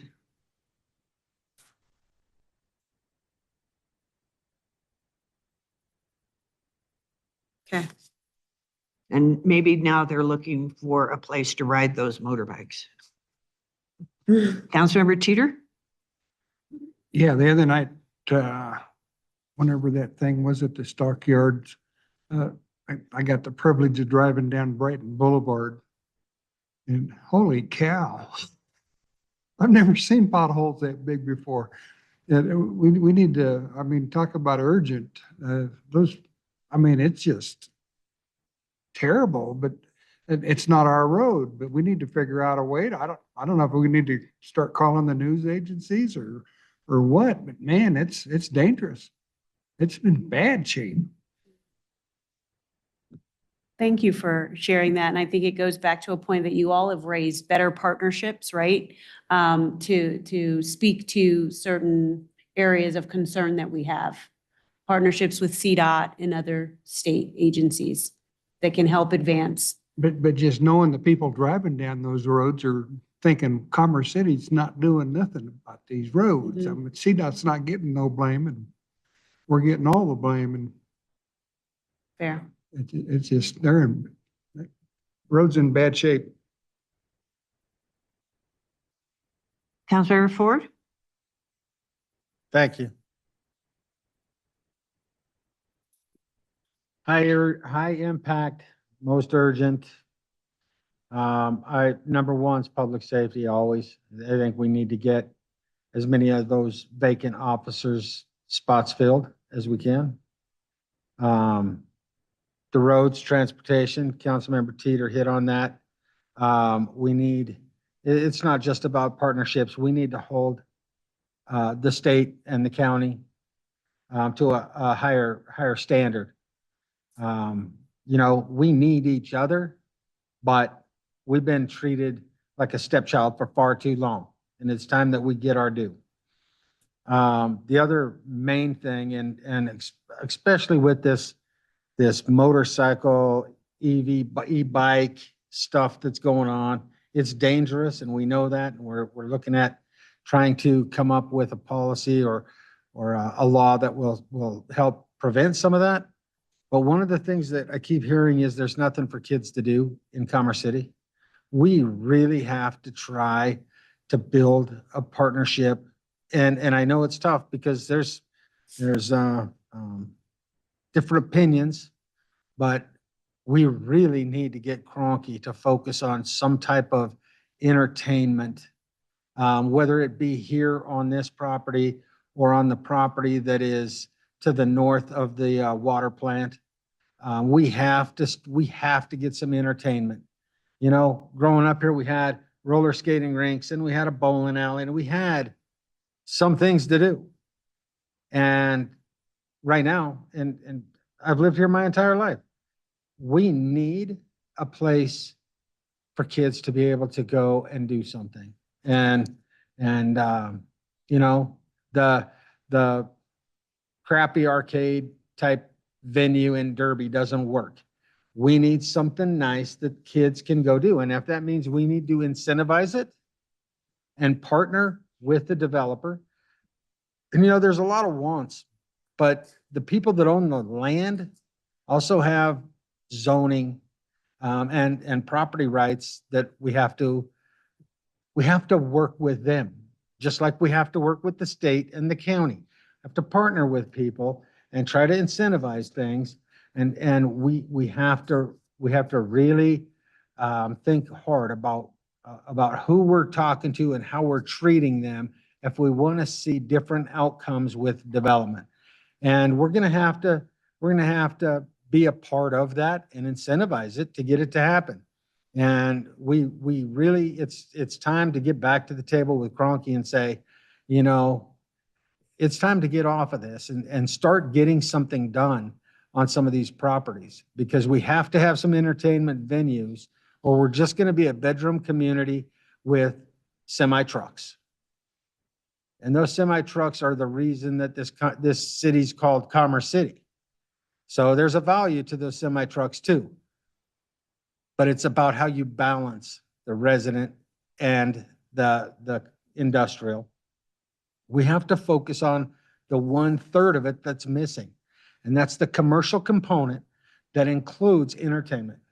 And that would be what I think are the most urgent and high impact areas for the city. You covered all of them there. Thank you. Councilmember Douglas? Yeah, I had the same thing, traffic safety and enforcement, along with the traffic safety and coming up with innovative solutions, but also entertainment opportunities. And I think we could look at maybe using some of the buildings that we already have. I could see an urban air inside one of the warehouses and capitalize on the fact that we are close to the airport and make that a destination spot. There's no reason that the city can't be known as the place to stop when you get off that airplane, and the place to stop when you're going back. We could capitalize on that to the maximum if we just started putting on our thinking caps and coming up with innovative solutions. So those are the two highest on my list, and also making sure that we have balanced growth. Thank you. I'd like to go back to one thing a minute. Were you referring to the SIP dashboard?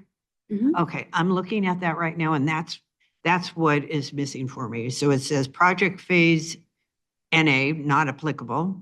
Ward 4, estimated completion Q2 2027. Project budget 13 million. Project actual expense year to date 7,000. Budget versus actual, it's fully funded, but it doesn't tell us where we are. Where are we right now? Is it in design phase? If it's in design phase, when is that going to be completed and when does that come to us? I personally would rather see it on a line, so we know what the timeline is. What's the schedule? What's the timeline? How far are we ahead or behind for when? Because we could get to 2027 and somebody could say, oh, 2028. Because we're not seeing a timeline of when things are to be completed. And I don't know who said this. Did Councilmember Ford say holding state and county partners accountable? Absolutely, yes. They are working in such a way to bypass Commerce City, so we need to have that fixed. Thank you for sharing that. That's more feedback perspective for us when we get to the how on refinement to turn around the data, the reporting, the visualizations to you. So thank you for that. Chacon has her hand up. Yeah. Councilmember Chacon has her hand up. Thank you. Thank you. Yes, Councilmember Chacon. Thank you. I would also be interested on resource, like optimizing what resources are we using? If it's state and county, then where are we plugging that in?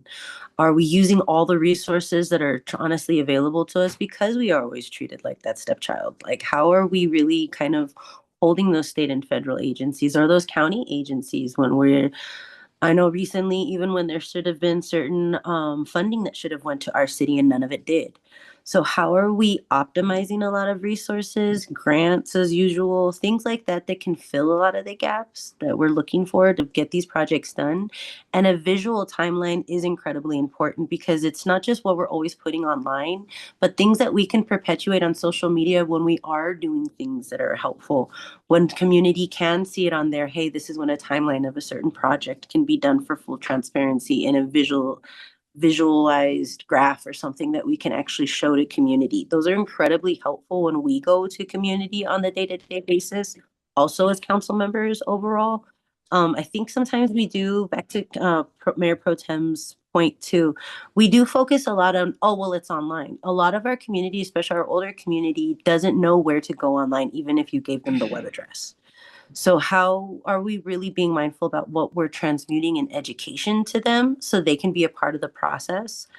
I would like to see in the next, for our goals and for our values and outcomes, I think we should also have a lot more community stakeholding involved, community, not just boards and commissions, but actual meeting centers for community. We can provide that. One thing that I kind of noticed more so is how we're addressing ATVs and youth. One thing we never discussed is having a space that community can go to actually safely ride their ATVs then. What does that look like? Is it a skate park? Is it an off-road track? Where can we start putting these spaces to where we're not just alienating community with more and more ordinances, but actually helping them have those spaces that they're actually wanting so we're not criminalizing them too at the same time. I would like to see that compare and contrast there as well.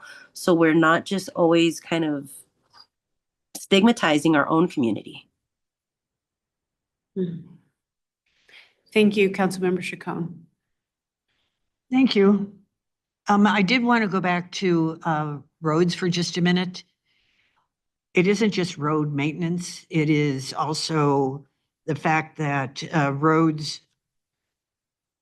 Commerce City quit using chip seal on roads 5 years ago. So the roads that have chip seal are beginning to erode from, say, 20 years ago. And they need to have millwork. They need to have the overlay done. They need to be redone. These roads need to be redone. I don't think that's maintenance, or is it maintenance? What's the right? Related public to works? maintenance, because the resources that are used for maintenance is a part of what you're addressing. So, But I do want to make the point that these Okay. probably in the next 18 months, there's a 18 lot of months. roads that need to be repaired, thank you. Oh, north and south. north and south. Was there anyone else that we had to comment on these remaining questions? No? I see none. Okay, well, let's transition to wrapping up this robust and deep conversation. I appreciate everyone's engagement and willingness to share and give intentional thought. What is expected from this point is that Jordan and I and additional staff will go back and synthesize what you've provided.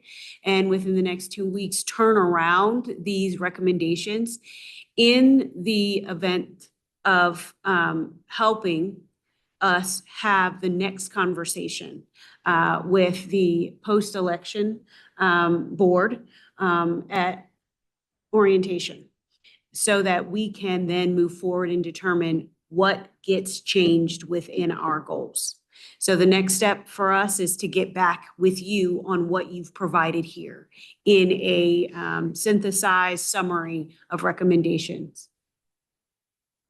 Any final thoughts or reflections anyone wants to contribute before? Councilmember Dukes. Just to say thank you for walking us through this. I actually think this is a best practice where we look at the current council, the configuration of it, and looking at after election, there'll be some changes. But it's a great continuation because it ensures that voices are heard, and it's a form of sustainability, so that overall we don't keep doing whiplash as a city. And so I appreciate your thoughtfulness in having this conversation. You're welcome. I agree with you. It helps for the transition. Thank you, Deputy City Manager Brown. You're welcome. Really appreciate it. Also, do you know when the legislative dinner is? The exact date? What are we anticipating? We do not have that date fully baked in yet, but once we do, we will make sure to get that out to the council. All right, thank you very much. Really appreciate it. Thank you. Thank We you. look forward to the next steps. Absolutely. Thank All you right. all. Moving on now to reports. City Manager Rogers. Thank you, ma'am. As mentioned earlier, we have a new encampment policy and cleanups webpage and a video that explains how city departments work together to address encampment safely, compassionately within the law. The resource shows how the city connects individuals to services while maintaining safe, clean, and accessible public spaces. Part of this was based on community feedback that we have received, and this is an effort that we've created in response to that, as well as the city's strategic plan on promoting public health and safety throughout transparent, collaborative, and responsive action. Under economic development, the principals from Elasticity. Elasticity is the city's marketing firm, joined the city leadership as well as economic development staff last week to present some of their initial concepts for the marketing campaign that was outlined as of December last year. Core community attributes include connectivity, scalability, momentum, and growth. The Elasticity team will be in Commerce City next week to collect images and video for use in future marketing materials. This may include business owner interviews as well as B-roll to use in video production. The goal is for this team is making sure that we are including a diverse range of voices, cultural backgrounds, and the like. There'll be ultimately a time where we will share that information with you all broadly to see what that campaign message is and how that's rolling out. Tomorrow, we have the United States men's national team versus Australia game. There is still space for tickets available for that game. So if there's an interest, please let me know. We can make sure to get those transported over or transferred over to council members. NPD, on October 8th, our commercial motor vehicle unit held an enforcement day along Highway 85. There were 4 stops, 2 inspections, 4 summons, 20 violations, and 5 OOS, which is out of service violations as well. What that highlights us is while we continue to look at various corridors, Tower Road, Colorado Boulevard, and the like, it just goes to show that the issues with respect to commercial motor vehicles is a lot of ground to cover. We will continue to address that, but we are active. We're just not promoting it for this very reason, to be able to help change the culture of and the belief of the out of service practices and violations in our community. Saturday was Costumes with a Cop, had a great success and turnout, gave out hundreds of costumes, and I know that PD had to go to Walmart to buy even more costumes for the kids that were waiting in the line just to make sure that somebody left with a costume. So shout out to PD for that. And then last but not least, I know there's been a significant amount of discussion and conversation around RV parking, inoperable, and abandoned vehicles. Just to share some data behind what we've done just in 1 month. For the month of September, we had approximately 150 citations issued on inoperable vehicles, abandoned, and so forth. So, just in 1 month, that's a significant amount of citations and tickets that have been issued. It's always been a bandwidth and a capacity issue of having our third party being able to tow. I am happy to be able to report that we're making progress on a contract that will allow for those vehicles, once we kind of get to that stage, to be towed. So as part of that, when we do have that contract in place, we are going to be developing a campaign to get that out to the community, to share with them about our enforcement activities, the steps that we're going to be taking, and once again, helping to try to change that culture and that thought process around it, no different than how we're handling urban encampments with the information that we have on our webpage. And with that, that ends my report for the night. Councilor Ford, did you have a question? Yeah, I just, since you're talking about the unlicensed motor vehicles, just for our residents to know what they could expect if there was a motor home in front of your house and it was unlicensed and it was just parked there, people living in front of your house in a motor home. What is the process and how long can they expect that to be in front of their home today? That's a very good question. So the process can be initiated by resident or by an employee of the city that is then reporting it internally through our process back to our community service officers or our PD to issue a citation on that vehicle. What does that mean, though? You issue a citation. How long, just in common Yeah, form, how long, once it's been turned in and issued a citation, is it going to be there? What can they expect? yeah. Is it going to be there a week? Is it going to be there a day, 24 hours? I'm just trying to be able to have an expectation for our residents of timing now and what we're working towards. Right. So we have different regulations if you're inoperable versus abandoned. Inoperability, you have, unless they're unloading or loading, once again, you have a 48-hour time period in which you have the ability to do that in front of your residence. RVs are abandoned, or not abandoned, are prohibited from being parked on residential streets in general with respect to that. But isn't that only in areas with homeowners associations?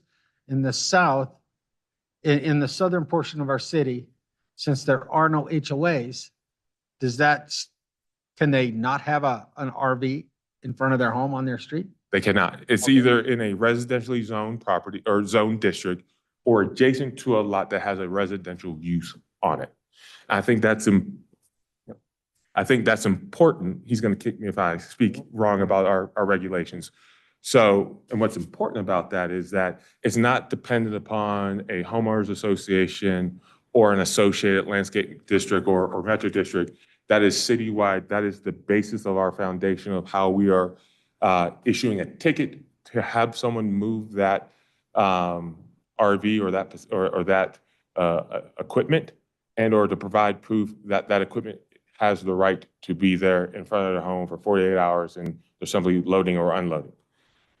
It's within that where we have the progressive discipline that with each issuance of a ticket that it can then lead ultimately to a hearing within our municipal court, because that is a nuisance infraction, not a criminal infraction, which then can carry a fine under our nuisance code, which I don't have in front of me, but obviously that is set by our. I'm just looking for a simple answer. A motor home that you don't own is broke down in front of your house. How long can you expect it to be there? And that's the tricky question. And that's the tricky answer. And the reason why I say that is you have a ticket, you're supposed to move when you receive that ticket. You do not remove it. We have the opportunity to then remove that vehicle. Right now, we do not have the resource, a towing company, to do that on our behalf. How long before we have that resource for expectations for our residents? The city attorney and I were actually just talking about that. It went through the RFP, we've worked through the contract. So I'll have a better estimate on the time of that contract for me to sign. Hopefully by the end of this week, but I think we're all moving to get that in place and then to communicate that out to the ones that we are trying to gain compliance with, as well as the broader community, to make them aware of how they can help support us as a call to action so that we can then start to apply it and see that change.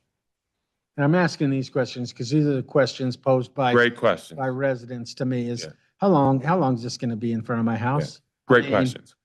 I think what's different between inoperable versus abandoned, with abandoned, we do have to post for 72 hours notice to give the individual time to be able to take possession of their vehicle and then to bring compliance.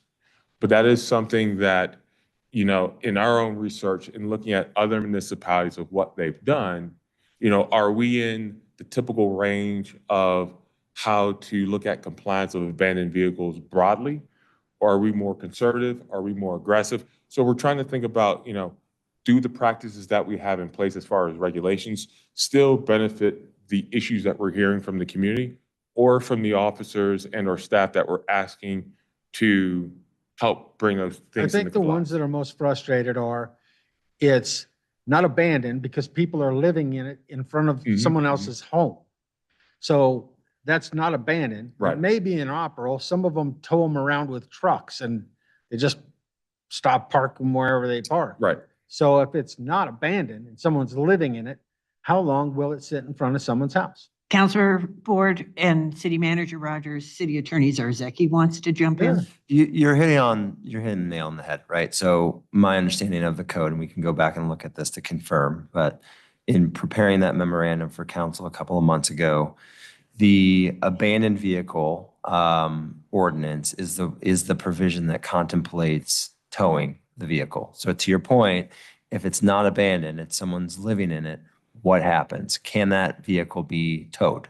I think a quick read of that memo real quick just now, there's a contemplation of the issuance of a citation. There's not contemplation of towing that vehicle.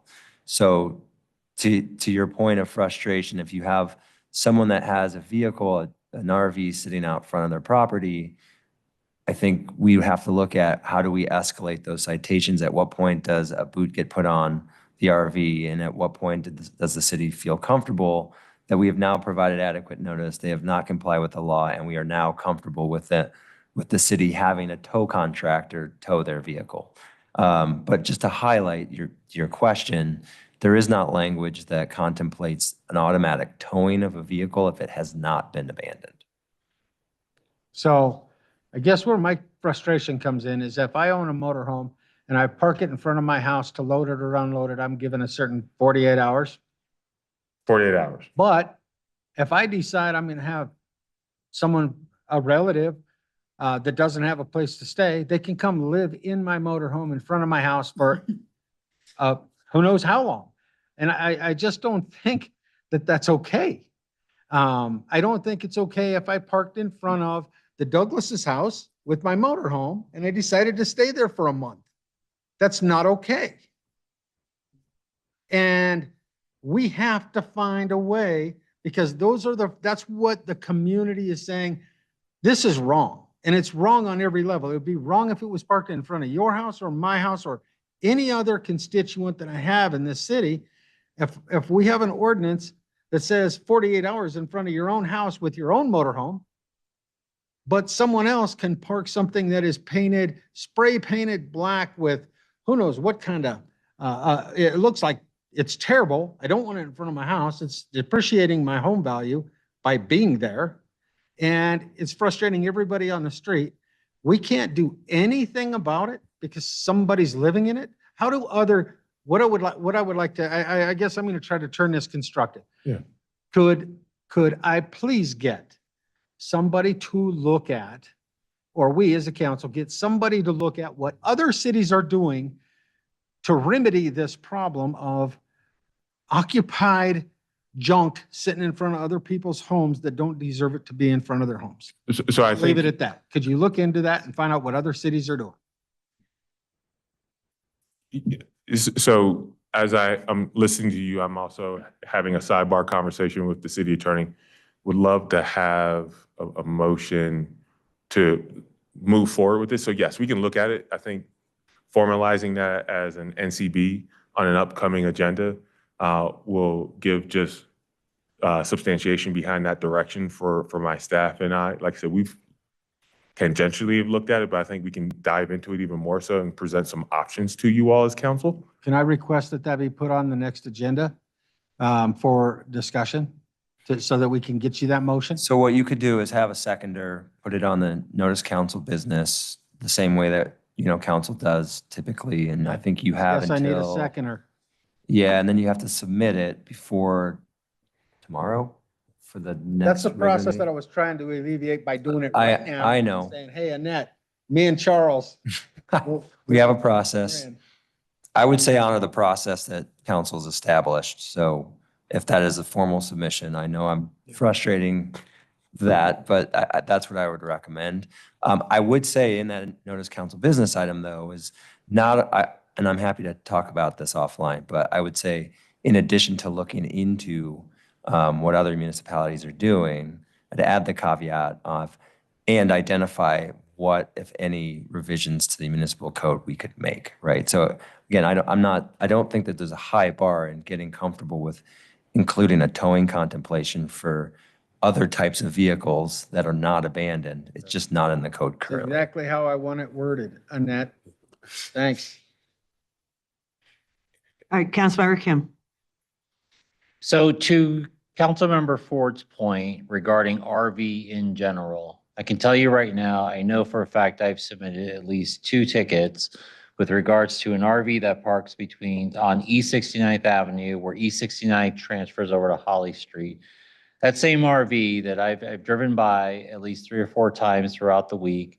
I see it there one day, next day they move it, then it's back there again, then they move it again, then they back there again. And then on the actual tickets themselves, they said they've completed the request or that they are not there. Yes. So I think the frustration that I hear as well, that, I also hear from residents too, I echo what Councilmember Ford says, because honestly, having the RV that sits at Eagle Point, they're gonna move it. They move it 3 spots over and it sits there. Yeah, technically they moved it, so now we can't do anything for another X amount of days, whatever the case may be. And same goes, like I said, the one on East 69th and Holly, where that intersection is not intersection, but where that curves around to Holly Street. Yeah. Same RV I've seen there, at least on 4 different occasions within conservatively speaking, I'll say within a 2-week period that I have reported on C-Click Fix. And when CRT does show up, they're not there. Yeah. So So I will raise, that will be a piece of our research. It is a game of whack-a-mole. We issue a citation, they move. In essence, I call it, they restart the clock of their violation. And, having had this conversation with the city attorney as of last Thursday, how do we address the whack-a-mole situation as best as we can? Knowing that, right, we do see RVs that will move more than 100 feet, which is also, I believe, outlined in our code. And it restarts, and then they move it back 100 feet. It restarts. And, that is a gap in the language in my mind. Now, how do other municipalities address it? Can't answer that, but we've started to look at it tangentially about knowing that that's a revolving issue as well, or a recurring issue as well with RVs. And I would call other topics of interest that our community has expressed to us. So that's something that we are also going to be digging into, and we'll present it to you all with any changes. City Manager Rogers, is this an issue of police department or code enforcement? I think it's actually both. We have RV parking where if it's on private property, there are certain regulations and requirements that have to be met, which is code enforcement. And then if you're parking on the street, that is PD. So we've seen both. I recall you calling one day about the city purchasing property in order to tow these vehicles to it. What happened with that plan? So we've actually have been conducting some internal research, trying to identify what is the appropriate size of property that we would need, what is the equipment that we would need, what is the personnel, what level of security would you have to provide, because you are then taking someone's personal items, their goods, and then, right, there's certain aspects that you have to keep in mind. Part of that research, ultimately, after I've had some initial recommendations from the team, is now to engage with other municipalities like your city and county of Denver that has an impound lot, to understand how that operates, as well as some other municipalities out of state of what they've been able to look at and to address. I assume I will have a level of comfort of being able to make a recommendation to our council by the planning retreat in 2026, just because of the robustness of what we have to look at, cost and so forth, and have you all start to consider that, and whether or not that's a consideration in 26 or a consideration as part of the 2027 budget. Do you know Property's the bigger offhand thing. how many code enforcement officers you have? I believe we stand at approximately 9 FTEs, 9 to 10 FTEs, but I'd have to look specifically at that. And then we have a mix of CSOs and some of our patrol that will take into account or the issues of our RV parking on public streets. All right. And I have been contacted because of issues regarding political signs again. Hmm. And they have been in touch with code enforcement. We do have rules that we passed that are neutral. It doesn't matter whether it's a political sign or a realtor sign or developer sign. It doesn't matter. Everybody has to abide by the same rules. How are we doing in that area right now in terms of enforcement? I don't have the data about the enforcement on signs. I will say, you know, since October 4th, we've gone back to a Saturday schedule as well, being included in our, for our code enforcement officers, knowing that, you know, we obviously see a number of signs during the week and those would be removed and or cited. And when those would come down, there was an understanding, well, our code enforcement officers aren't working on the weekend. They started going back up. So now with having that Saturday schedule, I'm assuming that the enforcement activity, which is a focus of that, we'll be able to show something hopefully demonstrable, but I don't have that data yet. Or I don't have that data available, but can make it available to the council. And what if we, would it be possible to change the sign code so that for 2 months, every other year, anyone could put their signs up?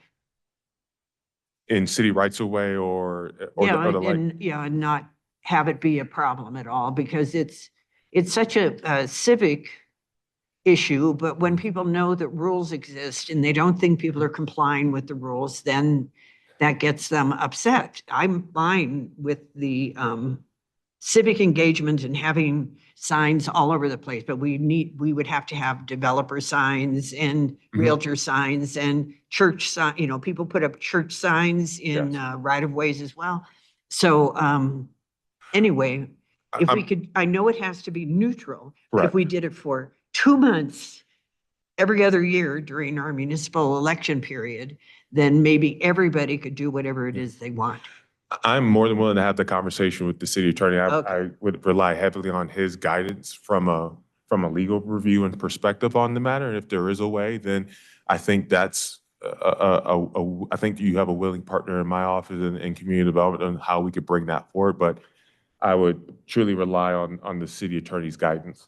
Yeah, I think similar to the conversation that we just had, I would recommend that that's an NCB item for council to discuss before we frankly go down, you know, several hours of research and then determining whether or not we're going to revise the sign code, et cetera. So certainly open to doing that research. You're right, generally that it would need to be content neutral, but we can look into that if that's what council so desires.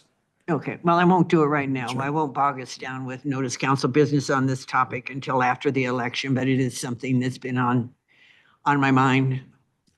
Alrighty, thank you very much. Anybody else have anything for the city manager? If I may, I did get an answer to your question about the legislative committee dinner or the legislative dinner. Right now, you all, it is just a tentative hold on your calendars for December 11th. The what? December 11th. What is that? A tentative hold on your calendars that you all have now is December 11th for the legislative dinner. All right, and are we having the developers roundtable tomorrow? We are not. I It's don't on have our it. calendar still. I do not, I unfortunately do not see your calendars. It's not on my calendar for tomorrow. It's on Um, council calendars, which may be why people aren't necessarily saying they're available for soccer. We can definitely have our team take a look at it. Like I said, I don't have access to your council calendar, but we will get that corrected if that is still showing, because we do not have that plan for tomorrow. Was that rescheduled for another date? I believe right now, the desire is to hold on scheduling that meeting by participants, just due to the timing of where we're at. And I will just speak plainly, wanting to understand where the council will be after the election. After the election. All right. Thank you very much. Yes, ma'am. City Attorney Zarzaki, please. Your counsel. Your I have a couple items. Thank you, Mayor Pro Tem. Just for council's notice, I will be out of office from the 17th through the 21st, attending the IMLA annual conference in New Orleans. While I am out, Deputy City Attorney Durfee will be in charge. I will be providing you all a written summary of some of the presentations that will be provided during that conference, but really quickly, a snapshot. There's one presentation on legal developments post grants pass that I think is certainly applicable here as we continue to identify ways to enforce the no camping ban, shopping cart ordinance, et cetera. Also be attending a Using AI Ethically and Safely in Local Government presentation, strategies for running an ethical and high-performing law department, local government liability in the new age of public protests, and best practices for construction projects. So again, I will be providing you all a summary of what I learned down there, but wanted to flag that I will be out of office and Deputy City Attorney Durfee will be in charge, including next Monday's council meeting. My annual review is slated for an executive session on November 17th. I highlight that because I'll be providing you all with an email summary of a self-eval, my contract, et cetera. If there's any questions at all, please feel free to reach out. Two of our staff attorneys attended the CML legal conference this weekend in Steamboat Springs. Next update, I will be starting with another staff attorney, ethics training for all city departments in Q4 of this year. We've just finalized that PowerPoint presentation. That'll likely be a part of council's orientation packet. So we'll be providing everyone an update on that ethics code as well. And then finally, the sponsorship application and policy for council is forthcoming, is planned to be in front of you for council approval on November 3rd. That is it. Thanks. Thank you very much. Any questions for the city attorney? I believe we have a council orientation committee in council You policy. do. Yes. So I think the council orientation committee should be part of Yes. packet discussion. You can certainly and tell me that we orientation will do the discussion. ethics code in a different forum. That is perfectly fine. All righty. Thank you. All right, moving on to council reports. Anyone have a council report? Councilor Kim. Thank you, Mayor Pro Tem. The only thing I want to mention is for anyone that's listening online, for sure, there will be a boards and commissions town hall hosted by the Youth Commission. Youth Commission has been working on this for at least the past 6+ months to basically be able to bring forward all the different boards and commissions, essentially to have the chair or vice chair along with maybe another individual to include their booths essentially here in the Civic Center. It starts at 10 a.m. There will be the Youth Commission chair will be asking, I think, 1 or 2 questions for each of the board and commission. And I would highly encourage for any residents to show up to who's interested in being part of a board or commission to hear what the responses are and potentially be moved in wanting to attend in wanting to join a board or commission for Commerce City. That is all. Thank you. Thank you. Councilmember Douglas. Yes, I'd like to encourage everyone listening to spread the word about the Youth Commission Town Hall this coming Saturday. That was brought up by Councilmember Kim. And we need to support our youth. And they are very enthusiastic about this upcoming town hall.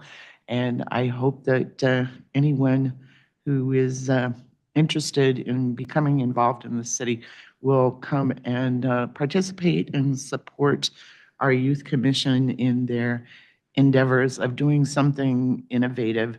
I attended the senior commission meeting this past Thursday, and once again, it was well attended, lots of participation, so it was a really good meeting. They also did their planning retreat, so they have a lot of exciting things coming up for this coming year. And then I also want to recognize the fact that this is Indigenous Peoples Day. They've had their first celebration at City Park. I had good intentions on participating, but wasn't able to make it there. So I hope that it was a great success and that it's something that's continued. I wish we wouldn't have had a meeting tonight so that we could honor that holiday, but we are here and we came through the meeting. So I just also wanted to mention that the last meeting to me was an exercise in duplicity. There was I thought personal attacks were made. There were accusations that were made that were inappropriate. Someone called out an attack, but then proceeded to exercise a double standard. And I don't ever want to see this council function like that again, ever. With me on it or with me not on it, it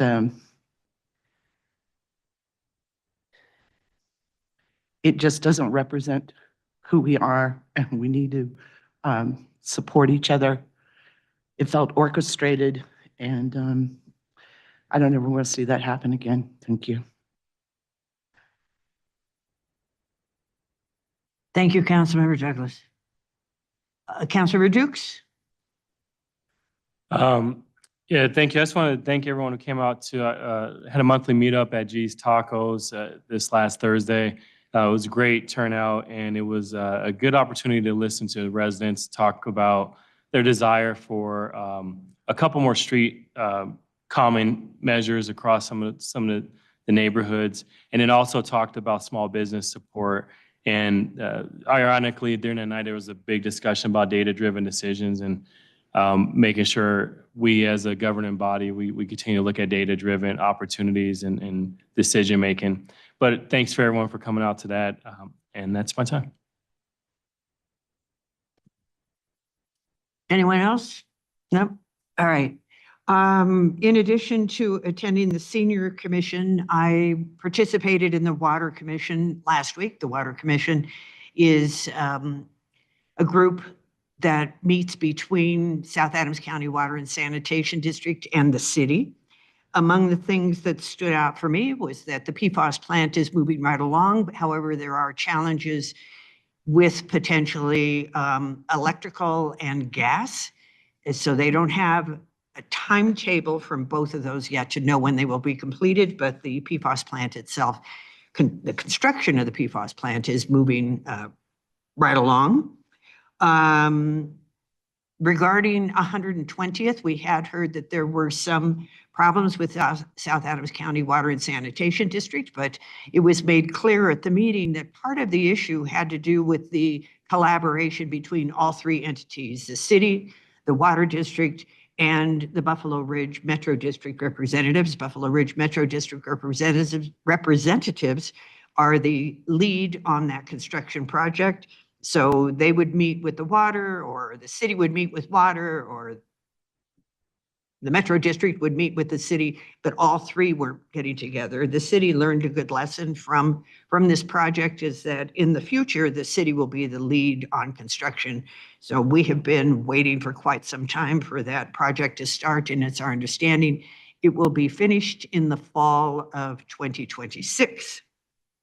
In addition, we learned from South Adams County Water and Sanitation District that Civitas, which is an oil and gas operator, has pulled out of 2 sites. The 2 sites are Owl and Falcon. Those sites are near 112th and E470. And they would have, had they been approved and moved forward, they would have fracked under Buffalo Run, Reunion, and Buffalo Mesa to Chambers Road. So those are off the table. Apparently, there are other plans for that property now, so they will not be oil and gas sites. And I did ask Abel Moreno to repeat that twice because I actually couldn't believe what I was hearing. Has nothing to do with any action by the city, simply a business decision on the part of Civitas. And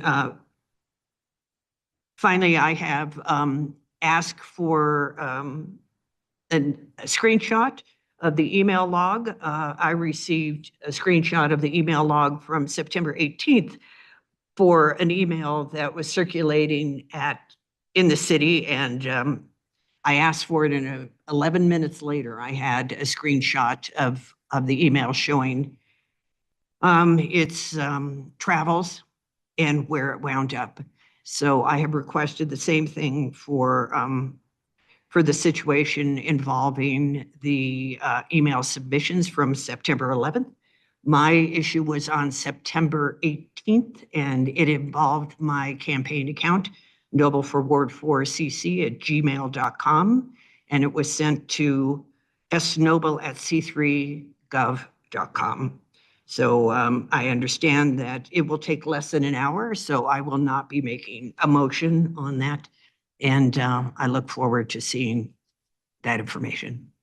That's, anybody else with a report? No? All righty. That's it for tonight. Thank you all very much.